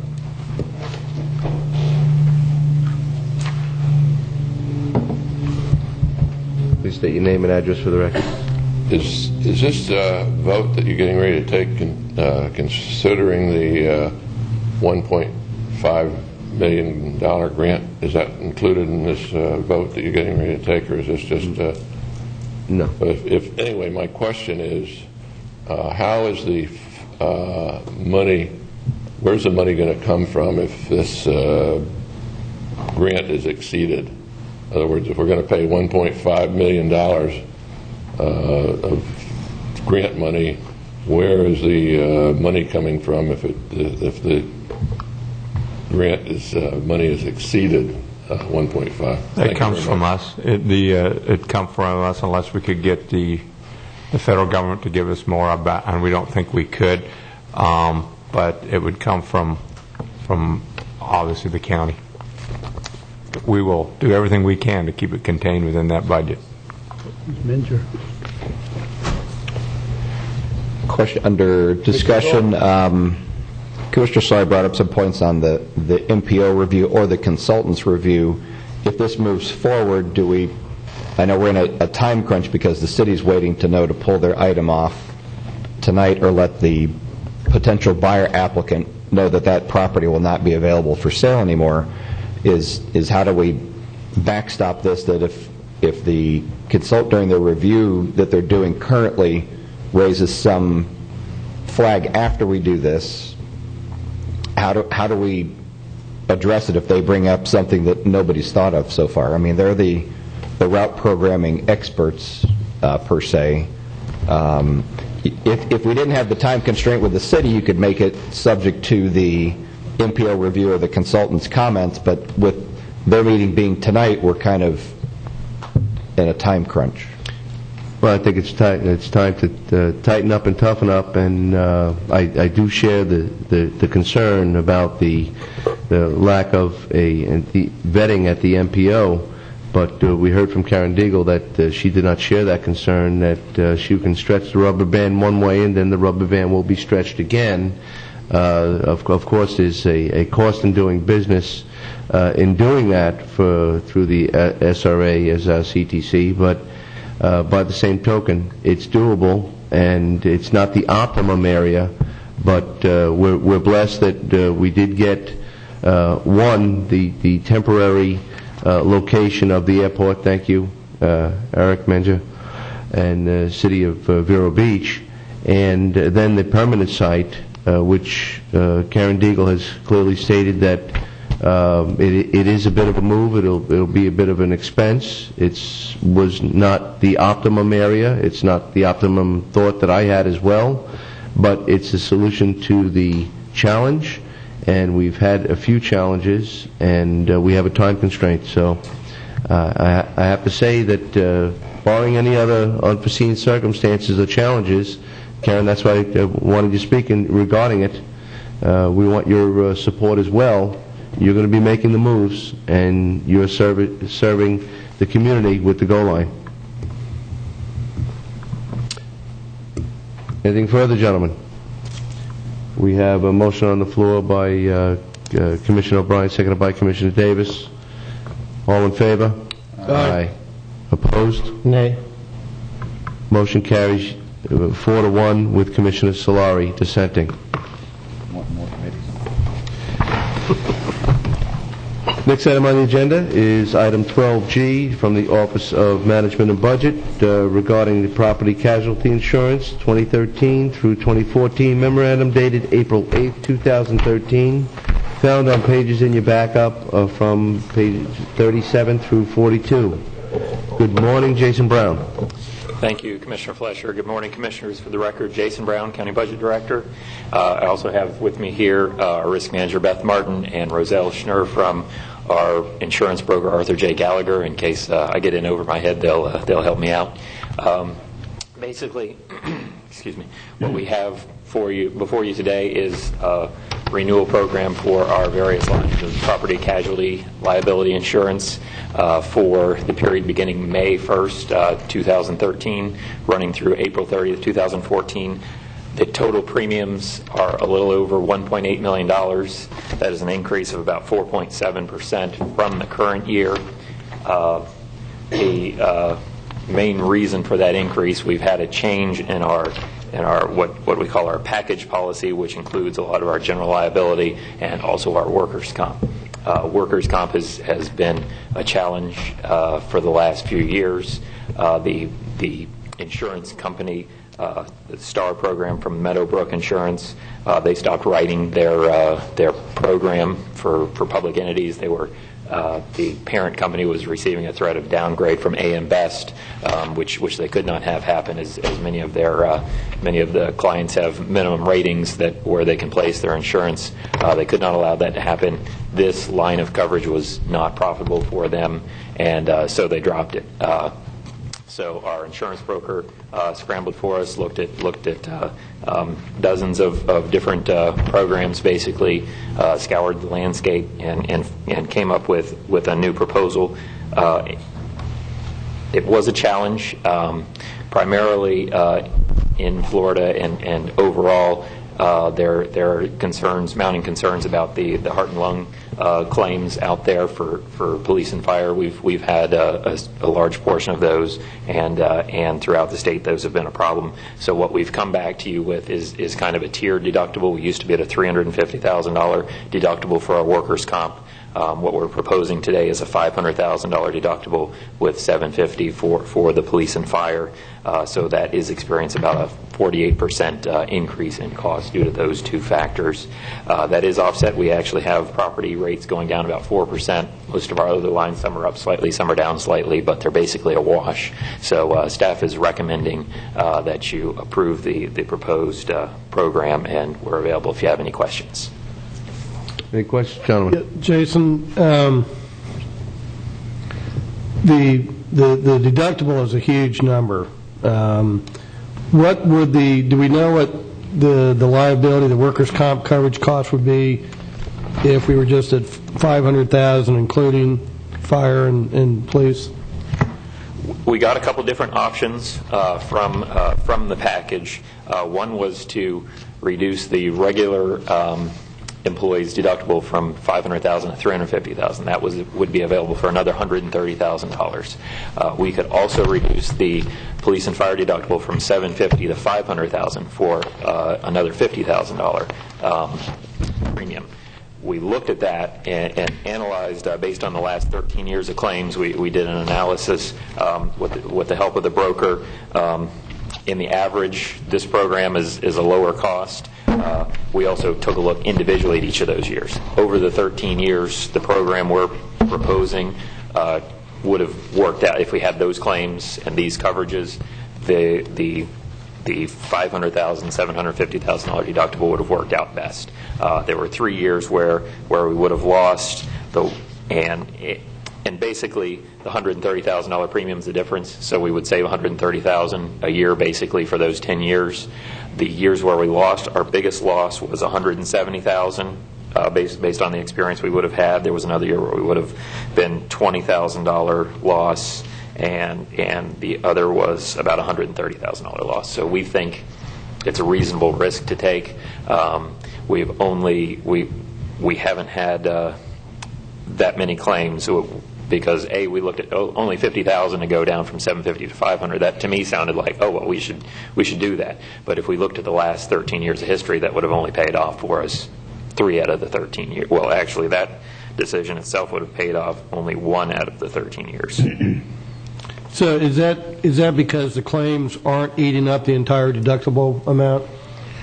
Right. We over the years we've had a certain number of claims. Most of the time they don't reach that deductible threshold.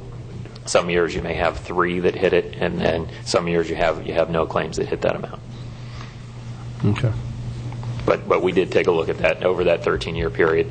This program would have been the best choice 10 out of those 13 years, and those deductibles are high. So my concern was maybe that average is worse, but we don't want to have a year where we're going to lose $400,000, and that basically wouldn't have happened in the last 13 years. No telling that can't tell the future, obviously, but it seems like based on the analysis we did, we think the proposal is the most beneficial. Jason, if you didn't increase it, what would your workers' comp? But your workers' comp would only increase in public safety if you didn't increase those, right? And what would it increase your workers' comp rates in those areas? It would be substantial. We'd have to increase the rates by, we'd have to change the modification factor to bring in to get to a $350,000 premium across the board, the best proposal we got was a $300,000 increase in the premiums from where we are. To go with... But those would go in the rates of the public safety. Right. And if we do have a claim, it'll come out of everybody else. So it comes from the self-insurance fund, yes. Mr. Chairman, I have Jason. two questions. On the, I know we're looking at the, kind of basing this on the claims loss historically going back 12 or 13 years. How long is the heart-lung claims, how long has that been out there? I know there's a number of attorneys that advertise and go county to county and look at the workers, and they kind of say, hey, just go ahead, let me file for it. It's kind of like the condo attorneys at Turnover. These guys come in and they drum up a lot of potential business, and then it weeds out that there's not that much. But on the heart-lung, how long has that kind of been growing in the marketplace of workman's comp claims? That heart and lung claim has been in place about 5 years. Okay. It did allow folks to go back and make claims retroactively, so we actually have some heart and lung claims that if you look at the date of the injury, it might say 1997, even though the legislation happened in 2008. We have had about 30, I think about 36 total heart and lung claims during the time period. And then out of those, I think we challenged some of those and were successful. We have prevailed in a number of those. Some of those have been basically withdrawn after a certain number of time and mediations and going through the litigation process. We've prevailed in one. Many of them are ongoing still, and they vary. Some claims are small amounts, and some are larger, significant claims. And I know the county attorney's office kind of does the challenge on those, or do we use outside counsel? We have outside counsel that works with those. It's very well versed in do we get work. When we win those, do we get our cost back? We are pursuing that. There's a case where we went to trial recently. We prevailed, and we are pursuing those legal costs against the plaintiff. And also, I think you can file a heart-lung claim. You could be incredibly athletic, smoke 2 packs a day, eat all the wrong foods, and still qualify. It's kind of, you can purposely place yourself in jeopardy and then make a claim. It's kind of, I don't know, it's part of the workman's comp rules that I don't understand or agree with. But how prevalent is that? Because this is kind of all new as far as, and clearly this is coming from Commissioner Zoric's background, but if this is that much of an issue and it's ongoing like this, it might be something that we consider not taking on ourselves, but joining with the Florida Association of Counties and pursuing and I don't know what legal term, it's like reverse class action almost, or I don't know what legal term it would be. You just have to, as I understand the problem, you just have to lobby the legislature to change the law. That's your real problem. Well, and all we want, I'm not trying, if somebody's legitimately hurt and we dispute, no problem with that. But whenever we win, I want our money back. And we are pursuing that. We do pursue that to the And I think, Jason, in those cases where you win and can pursue costs, if I'm recalling correctly, the costs do not include the attorney's fees the county has spent in the case. Is it just essentially the court costs, deposition costs, things like that? I think that's correct, yes. Yeah. So obviously the attorney's fees you incur in defending the case are the bulk of the bigger ticket cost. So you're only recovering a small percentage. Yeah, I would suggest you go have the state legislators created this bill. I suggest that you definitely have them look at rescinding it. I think it's just fall under regular workers' comp like everybody else. I think it is fair. Even if it's a nuisance suit, to get it dismissed costs us a lot legally. Well, you're better off giving them $10,000 and walking away. That would be a mistake. I know, I didn't know, but financially. We used to do that on sidewalk cases, and we stopped. Now we don't have a single sidewalk case. We used to have all of them. Yeah. But they'd come in at $5,000 or $10,000, and we'd say, just pay them, it's cheaper than getting legal. But then you had 100 of them. Yeah. You know what? That's an exaggeration. Yeah. So what we did, we started fighting them. Now we have none. Not worth their. So I think that would be a mistake. Just one thing, I served on a task force looking at this year and a half, 2 years ago, and a couple points to remember is the system is skewed and the laws are written very heavily in favor of the worker. And there's a legal term, and I forget it, but there's various levels of burden of proof to overcome. And to overcome a heart-lung claim, we have to get at that very highest level to overcome the case. I think one thing we can do to start controlling the cost is stepping up some type of annual physical and trying to document if there is any heart issues coming forward. And then there is some relief that if the worker is under a doctor's care, maybe it could be diet, could be medicine, and then if they fail to follow that program of care, then you have a much easier route to go to deny the claim. So it might be something we want to have staff come back and look at is you spend a little bit more money up front doing the physical, maybe even, a stress test or a nuclear stress test or something to identify the beginning of a heart problem, and then get them on a treatment plan to lower your costs down the road. That might be the most effective. We, on the task force, there's 3 representatives from the municipal county side and 3 from the firefighter side, and like most things in Tallahassee, it was a total stalemate. We couldn't get anything past a 3-3 vote. I don't see the legislature having the willpower to change it and go up against it's fire, it's sheriff, police, corrections. Those unions will be very powerful, and I don't think the legislators are going to want to go against them.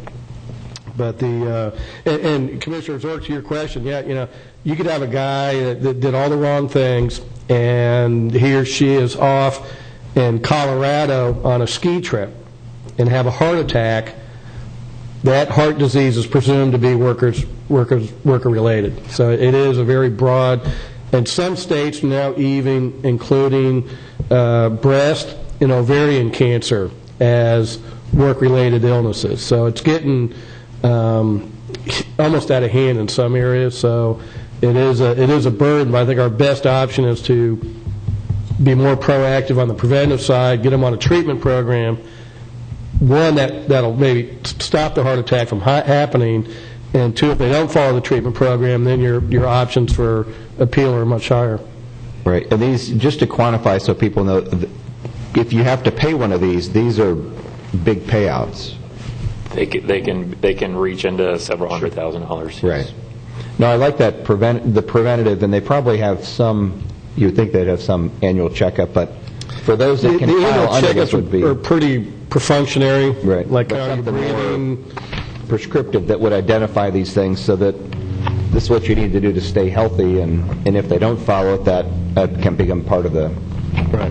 And there's a cost to that, so that's the one thing that you have to. It's an upfront cost, but it may save quite a bit of dollars down the road. Well, if you lost all 36 of those, that could be $18 million. Right. And then, more importantly, too, not to forget, if we do get preventive and identify a health risk up front, that's protecting our worker as well, that we can get them on treatment and prevent something bad happening and go from there. So.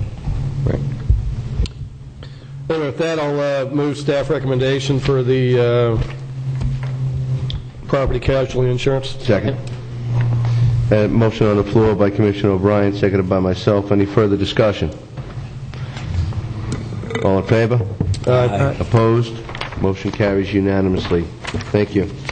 Thank you, Mr. Brown. Next item on the agenda is utility services, the repair sewer vac truck number 347 memorandum dated April 9, 2013. Move staff recommendation. Second. That's motion by Commissioner Solari, seconded by myself. Any further discussion? All in favor? Aye. Opposed? Motion carries unanimously. Thank you for the presentation. Utilities, Indian River Aerodrome Subdivision petition for water service, Indian River County project number UCP 4100. Memorandum dated April 9, 2013, found on pages 48 through 66. Good morning, Mr. Burke. Good morning. For the record, Vincent Burke, County Utilities Director. How do I turn the Elmo on here? We call Bob Keating. Chris Mora. Chris Mora. There we go. We got him. Help is on the way, Mr. Burke. Really, just keep hitting buttons, something will happen. Yeah. Or a big hammer.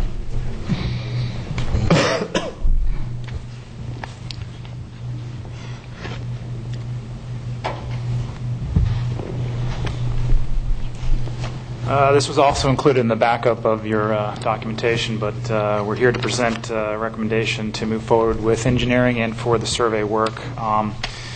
In the overview, you see the shaded portions of those folks that have signed the assessment that do want county to have water services. There's 55 parcels, but only 53 of those of which count. There's 2 that are shaded. In the black and white, the airstrip, which is not included in there, and then the far bottom right picture, that parcel already has water services. So of the brown that are shaded up there, those folks have signed the petition.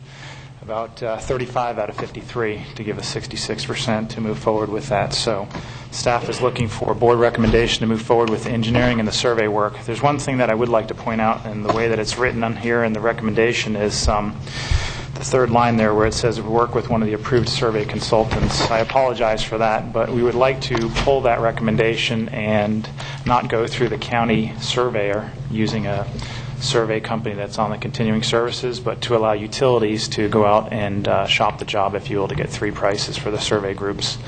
We have somebody that lives in that area that owns a surveying group, and they've offered to do it very cheaply for us to reduce some of the assessments, but we'd like to give other people in the community opportunity to bid on this job. So we'd like to move forward with the approval, but to note that utilities would be the point of contact to reach out for some of the survey groups in the area for that survey. Thank you, Mr. Burke. Yeah. Let me ask you just a quick question.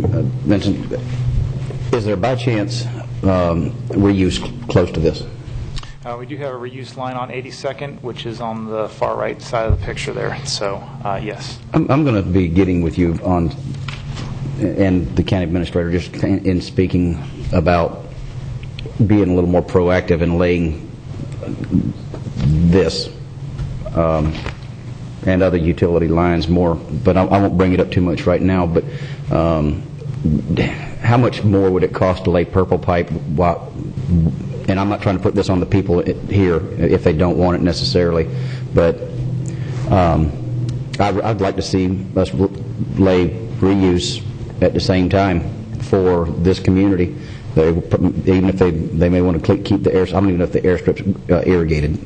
Yeah, we have to do some due diligence and research. One, there's the cost of the actual pipe itself, and then 2, there's a determination of whether or not it's a pressurized system. So we'd have to do some infrastructure upgrades to make sure that we do have reuse. Some of our reuse that is throughout the county is not pressurized all the time, so we're able to send it in some directions, but only from when the plant's operating, when we have the effluent in the system. Yeah. So if we do go to a system where we have additional residential customers, we have to take a look at our infrastructure, the size of the lines, and whether or not we'd be able to add some additional high service pumps to be able to pressurize the system, as well as some pressure sustaining valves on the different residential areas. Yeah, I mean, this is just another one of those situations where it's, I don't know, I feel like if we build it, they'll come kind of thing. Mm-hmm. If we lay it, they'll tap into that when the well goes out. Just more expensive later. In this case, the residents have signed a petition to get potable water. I'm not sure if we don't have to get another petition if they want to have reuse, but we can certainly do that as an add-on. I know that will query the whole deal if we throw that in there, and I'm not trying to do that. They want water, let's give them water. What I'm trying to do, I'll tell you what I'm trying to do. We are trying to think, this is an enterprise fund, and in a typical enterprise fund, we would try to make things as accommodating as we possibly can for the customer. For example, our golf course. We'll pick your garbage up at your door. That kind of stuff. In this instance, it's almost like if going the extra in the utilities department by saying, okay, we're going to go ahead and lay these, because we want the business. We're going to reduce that level of entry and those burdens ahead of you tapping into the system. I understand there's cost there. But I also know we've got like $60 million sitting in an account down in the utilities, for various purposes. And so that's a conversation for a later day that I'm just thinking about right now, if we can lay some reuse. I'll certainly look into it for sure. Right. I do want to say I like the direction you're going. So it may prove that it's not cost feasible, but I believe every opportunity like this, where there is an opportunity to take a look at it, we ought to at least take the first look. So, thank you. Making the trench, drop the pipe. Yeah, we'll have to look at the cost benefit and what we think we'll get a return, because we can go lay these and then triple our rates because we're not getting any customers. That's not going to help the consumer. So we've got to look at a cost benefit. As Commissioner Solari's favorite term is cost benefit. So we're good point, Commissioner Davis. Any further discussion? Do we have a motion? Move to approve. Second. With the change to the utilities to bid out the survey. Yes. With that change, and well noted. A motion on the floor by Commissioner Davis, seconded by myself. Any further discussion? All in favor? Aye. Opposed? Motion carries unanimously. Thank you, Mr. Burke. Thank you. Next item on the agenda is county attorney's matters. The sheeted property of the Homestead property located at 3080 10th Court, memorandum dated April 10, 2013, found on pages 67 through 71. Good morning, Counselor. Morning, Commissioners. Bill DeBrawl on behalf of the County Attorney's Office. 2 weeks ago, the Board took a look at a piece of property that is now owned by the property located on 10th Court. It's there on your screen. You can see it. It's a single-family residence that was acquired by the county for lack of payment of taxes. 2 weeks ago, the Board tabled the matter to be able to give the parties some time to possibly work out a redemption situation. I spoke with the parties on Friday. That was the last time I heard from them. I think they're here and present in the chambers. So if they would care to update us on this, I would have other comments to make later on. So basically, Mr. Welch? Thank you, Counselor. Yes, I see Mr. Welch is here. You had no action, Bill? I mean... That's correct. They were still trying to find the funding to possibly redeem, pay off the taxes, and move back. Good morning, Mr. Welch. Good morning, sir. My attorney has just stepped outside to use the washroom, and I think he'll be right back in. Okay. And he was going to present it, but I believe that Ms. Lindstrom here is going to making an offer to make a life estate for me. Okay. With escrow for forward taxes and buy out the other half partner. Okay. Well, if you saw the importance of having an attorney here, we'd like to do that. Let's wait. If it's all right, we'll go on to the next item. No, actually, it's 10:41. Okay. Why don't we give him time for a couple break, and we will take a 5-minute recess. Thank you.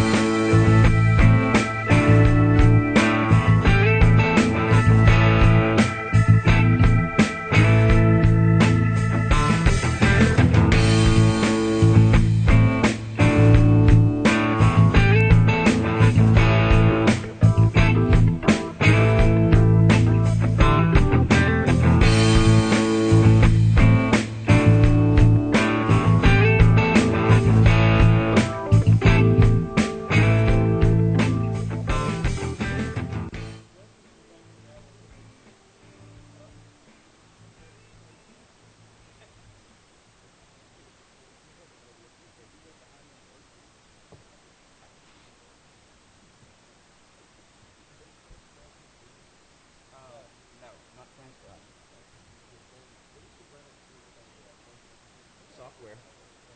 Right.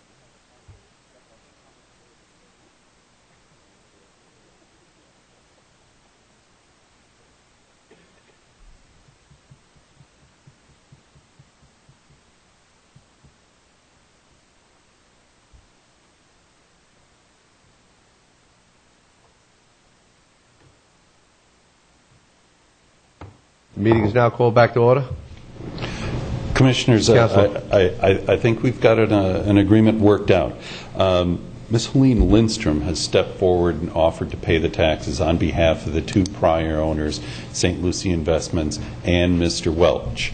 As you heard from 2 weeks ago, the other party, St. Lucie Investments, has gone ahead and had a power of attorney executed in favor of AJ and the other gentleman that spoke last week. They are going to go ahead and be compensated from Ms. Lindstrom. Mr. Welch will receive then a life estate in the property from Mrs. Lindstrom and St. Lucie Investments, which will enable him to stay in the house for the remainder of his life. The fee simple property will be held by Ms. Lindstrom. She'll be responsible for payment of the taxes to make sure that the taxes are paid because she is the fee simple owner. And then I would ask that the board table this until May 7th, the first meeting in May, to be able to give the parties sufficient time to review all the necessary documents. Mr. Welch and St. Lucie Investment will have to file an application with the board setting forth the location of the property, the condition of the property, what will be done with the property if it is reconveyed back to him. So that is the arrangement that we have worked out this morning. Wouldn't the new owner be a less than fee simple owner with there being a life estate in the property? The property will be conveyed back to Mr. Welch. Mr. Welch will then convey the fee interest to Ms. Lindstrom. Right. And then retaining for himself a life estate in the property. And that part of things, Bill, what he does with the property after we transfer to him, I'm not sure we care about, do we? Only from the aspect that the statute does say he has to disclose to the board what he plans on doing with the property. And remember, from 2 weeks ago, this is permissive. It's not mandatory. You could choose to go ahead and sell this property yourselves if you so choose, because the county does own it at this time. The statute does provide for a provision where it can be reconveyed back to the owners who lost it for failure to pay the taxes. But there has to be an application filed that does state what that redeemed owner plans to do with the property. And in this case, it would be live on it as a life estate. Yeah, and I'm good with that. That's and all parties are in agreement with it. Yeah. Even the people that are acting on behalf of St. Lucie Investment. And if somebody's gaming the system, I mean, there's clearly, I don't know whether there is or isn't, but this is the only property they've come before us with. So, and as far as kicking somebody out of their house and then selling it, that just it's not the right thing to do. Move to table to May 7th. Second. Councilor, just for the discussion here, Mr. Welch earlier said that he needed his counselor to speak for him, and I just want to ensure that he had that opportunity. If he recanted it, so be it. Mr. Welch? I understand with the agreement, but I just wanted you to come to the microphone and state that, because you did voice that you wanted your representative here. And unfortunately, he had conveyed to Ms. Lindstrom at the last minute that he had already told her that he had court appearance at 11 o'clock and he had to go to court. And I didn't hear that. I understand. I just wanted on record that you had the opportunity, yes, because you had requested it earlier. Thank you. Thank you. Motion on the floor by Commissioner Davis, seconded by myself. All in favor? Aye. Aye. Opposed? Motion carries unanimously. Thank you, Commissioners. Thank you, Councilor. Next item on the agenda, Commissioner Davis. Yes, Commissioners, just briefly here. There, about 3 months ago, I believe, I had Ms. McKenzie requested some of my time to sit down and just talk about some things in the Gifford community. I think it's been about 3 months ago for our first one. But in talking with her about one of the first things that we talked about was the actual Gifford neighborhood plan, and I didn't even know we had one. And so I emailed Bob Keating about it and went through and looked at it, and basically it was a plan for the Gifford community put together probably, and I want to say in the early 2000s. But more importantly, what I really liked about it, whenever I started going through it, there was goals and achievements with definite time frames that were in place. And I believe the most recent the time frame was about 2010. And not hearing anything back about it, I started looking through it, and really, some of the things have been done, some of the things haven't. But what I would like to do is to get the Commission's direction about whether or not you'd like to have staff look into the document, evaluate what's been done, evaluate what hasn't been done, and perhaps why, and maybe else what needs to be done. And that's all it's about today, so we can come back and perhaps move in a direction if it seems to be the indication of the board. This, again, has nothing to do, though, with the issue as far as the rezonings or anything like that. I want to make that clear. This is just to look at that document at this time. You know how there's been some discussion about LDRs inside the heavier use and intensive uses in the Gifford community. That's not. This is just about the Gifford plan, because it's already a document that's in place versus reinventing the wheel at this time. Sounds reasonable to me, Mr. Davis. Okay. Then it does sound reasonable, the request there, and thank you for that clarification, because I know the Gifford Progressive League and many members of the Gifford community have been working on the rezoning. Right. But I don't know, I see members of the community here, if anybody wanted to speak and have any input on that now before any further discussion. Ms. McKenzie? Good morning, thank you. I want to thank Commissioner Davis for taking the time to meet with me on 2 occasions. And this conversation came up in different meetings. We have these COPE meetings, and there's this list of things that need to be done, and there's been a list of things that need to be done in all of our meetings, whether it's the COPE meeting with the sheriff or the Progressive Civic League or things like that. Some of them are primarily infrastructure things, lights, widening of streets, things like that. And there are a lot of things that have been done.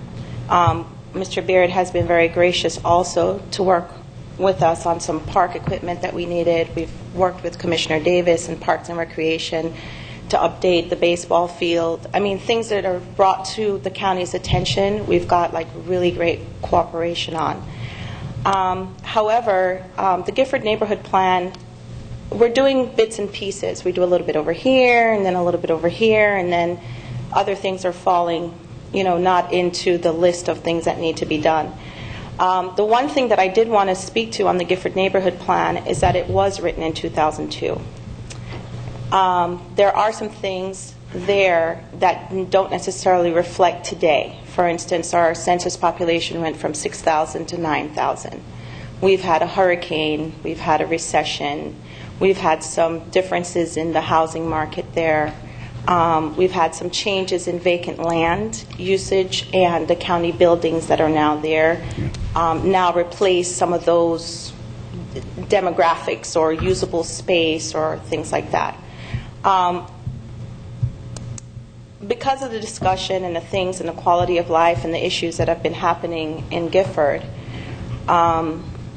when you look at blighted areas, which Gifford, I could bring a PowerPoint, but I'm sure everyone's familiar with the community, we have some challenges as far as quality visual life and then social things, and those things need to go together. So a comprehensive plan that looks at the environment that's there. How do we widen 45th Street? How do we put in some sidewalks there? Also, being part of the school board, parent advisory, and being involved, one of the concerns I've always had is if you have to evacuate Gifford Middle, the egress and ingress in there is very limited, and it's limited now just with parent pickup.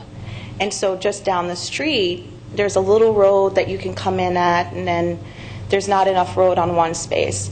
The last incidents that happened, unfortunately, there was a question on how fast an emergency vehicle can get to a spot. So there are certain parts, and it's a small area. We're talking about 45th from US 1 to 43rd. There's been some great improvements from 43rd to 58th.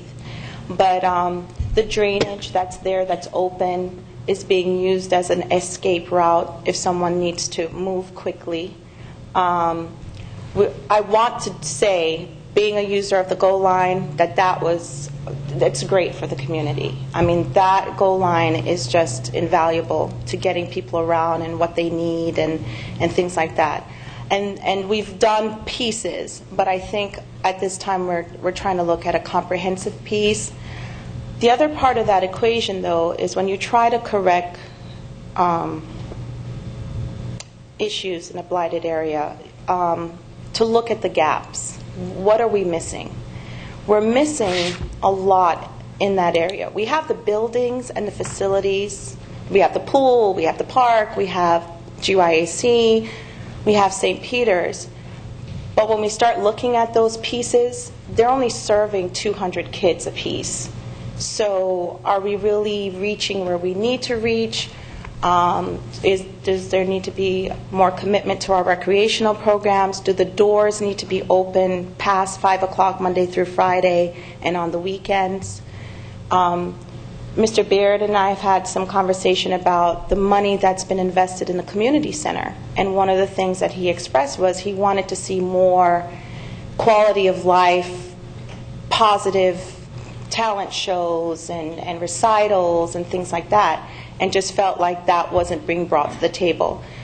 The county right now is the biggest partner and investor in Gifford community. If you take a look at your housing, you take a look at the community center, the school districts, the health center, just all that component. And we also talked about, do we, bump up code enforcement to get the place to look better? And one of the things that I really expressed was, I don't want a little old lady who's on a restricted income to be penalized like a landlord who is taking out income and never putting income back in. So, if you drive through Gifford, you can tell who owns their property, and you can tell who rents from an owner that doesn't care. So when we look at these programs, there are several cities, like the city of Oakland, that have done that. They look at how do we visually look better, and then how do we put in strategic plans, whether it's home ownership grants where, $5,000 to beautify your home, initiatives like that. And that is important because one of the reasons the Gifford Neighborhood Plan was kind of rejected by the community is that 25% of the cost fell on the residents. And we are, I can safely say, 85% of the residents in Gifford are 200% below the poverty level. So that level of commitment, we have to try to find a way to offset that or provide CDBG grants that stay in the community, Brownsfields, look at every avenue. We did take a close look at Riviera Beach because that was the closest example that we had. Are they Indian River County? Absolutely not. Their population is probably 5 times ours. But their plan that was put in place is now 5 years in effect, and they put in what's called a charrette process where you get the community together with the county, with designers, and you look at every aspect and you actually lay out a visual plan of what you'd like to have happen. The Treasure Coast Regional Planning Council does that, and they do a fantastic job. They've done it with Riviera. They've done it with Fort Pierce.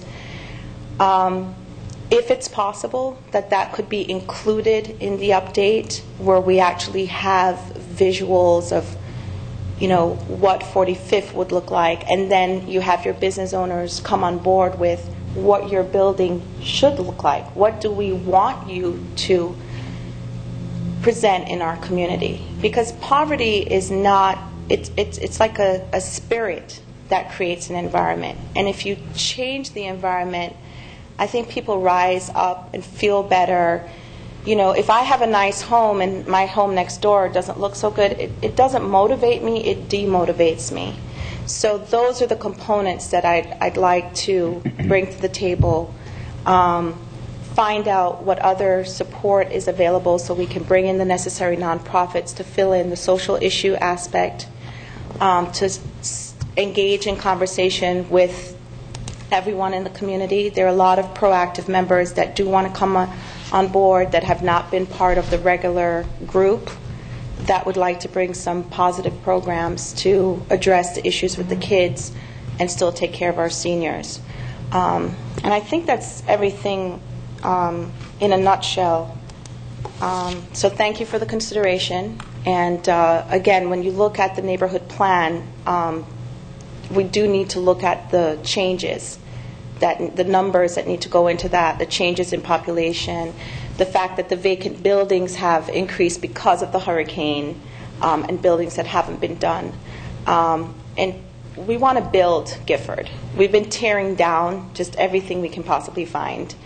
And we've reached a point where we need to start building our community back. A lot of people live there. They're dedicated.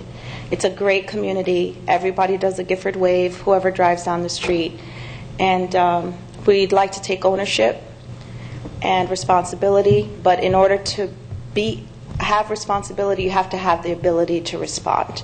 So we're asking, the Sheriff's Department's done a wonderful job, who comes in and cleans up the mess afterwards, but we kind of want to start at the beginning and create an environment for our kids and our families and our neighbors and build on that. And we appreciate any care and attention that's paid on that right now.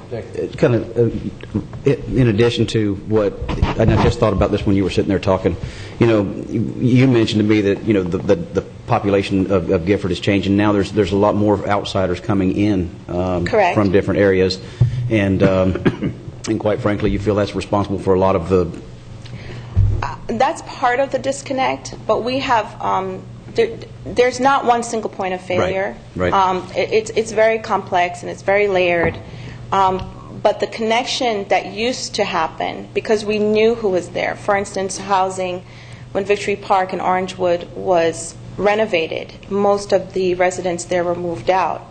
Well, because a lot of people inside Indian River County don't necessarily receive housing supplements, those supplements were opened up to people from other areas. And I understand you have to be fair and equitable, but they also brought their baggage with them, and so the community is not as connected. You know, there used to be a time when you knew when something happened, who did it, how they did it, what happened. There was a story behind it, and now there's an element of disconnect, and it's you know, an element of disconnect in several ways, but that needs to be looked at. You know, if we're providing housing, are we providing it for Indian County residents, or are we providing it for people who already have vouchers to come in? And so are you really serving your population, or you're inviting in another population? And I shouldn't say that because I've only been here for 10 years, but I think, you know, we should put first things first. You know, and another thing is looking at some of our ordinances. For example, selling produce on the side of the road. I mean, I remember growing up, we'd stop and get, you know, collards and just general fresh produce right there in Gifford as we'd drive through. Now, you can still do it, but you've got to provide curb stops. You've got to come in and draw out your little diagram of where you're going to put parking and where you're going to sell things and how you're going to do it and everything. And, you know, that, I'm sure, Althea, as you can remember, that's just a fabric, a part of the community. You know, people would, you know, they'd produce something, then on a Saturday sell some watermelons. But now you're violating our code. I don't know that that's what the Gifford community really wants, perhaps. I think what happens is we need to look at balance. That decision came from business owners and members of the community that thought there was too much activity. There's difference of opinions on that. I saw a change of dynamics personally, because I think if someone was doing a fish fry, you know, you had people there. If there was disorder, you know, the older guys would tell the younger guys, you know, come on, don't, you know, take that somewhere else. So those eyes are no longer in the community, those neighborhood eyes. And what's happened is you see a different element have now taken over our corners. That's my personal opinion. I think some things are healthy for the community. I like the collards and the guy with the fish. It gives the seniors an opportunity to cross the street and buy something that they normally may not buy because they don't have a ride to the store. It also gives a visual to young adults to look at another option of a lifestyle. Again, this is a personal opinion. I think that would have to be brought back to the community. We are trying to change some of the dynamics collectively, but there needs to be a lot of discussion, and there is a lot of discussion right now. And but we need some type of plan and something to build on, and some platform to grow from there.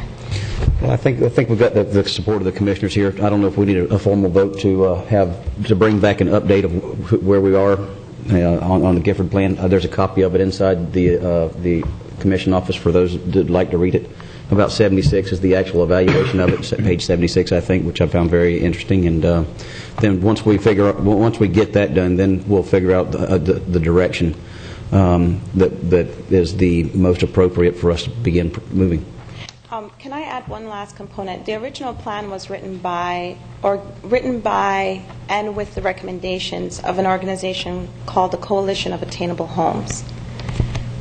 I would just like to have more neighborhood input into that plan, because at the time I don't believe the interests were necessarily completely for the neighborhood as far as their interest in real estate holdings. So if we do move forward, I'd like to encourage the community involvement versus outside entities that are looking at this opportunity as a gain of of real estate holdings Sure. in the community. So again, I thank you and I appreciate it. Well, I'll go ahead and make a motion that we give staff direction to take the Gifford neighborhood plan and evaluate where we are, what's been done, and what hasn't been done. Mr. Davis, if I can amend it just a little bit to take in what Althea just said, and we've spent a lot of time in the last, well, since I've been here, making sure that the Gifford community was brought into everything, so that just make part of that motion the direction that they include the people from the Gifford Youth Activity Center, the people from the Gifford Progressive League, the NAACP, and if there are any community groups that I missed, to make sure that they're an integral part of this process. Sure. Mr. Adelette, did you want to speak? So we have a motion on the floor. Motion on the floor by Commissioner Davis, seconded by myself. Mr. Adelette? Yes, my name is Joe Adelette III, and I'm stay at 4570 57th Avenue. And I just want to say that I agree with what Althea is saying. I think that the plan needs to be updated, and I hope once it's updated, it doesn't be put on the shelf for dust to gather. But in the meantime, we have been working with Commissioner Fletcher over the years on different issues, so this is not something that just started. It's been worked on, so we appreciate whatever you can do, but ultimately, when it's redone, we hope that it doesn't sit on the shelf. Actually get something done. Thank you. I didn't even know about it. So. Thank you, Commissioner. What was that? I didn't even know we had the Gifford neighborhood plan until Althea mentioned it to me. So. But and again, I didn't know when we were looking at this. I think there was some confusion amongst many individuals whether it was going to be for the redevelopment or it was the rezoning. There are many plans on the track, and that's why when we consulted with the attorney as well, because that is coming to a closure very soon.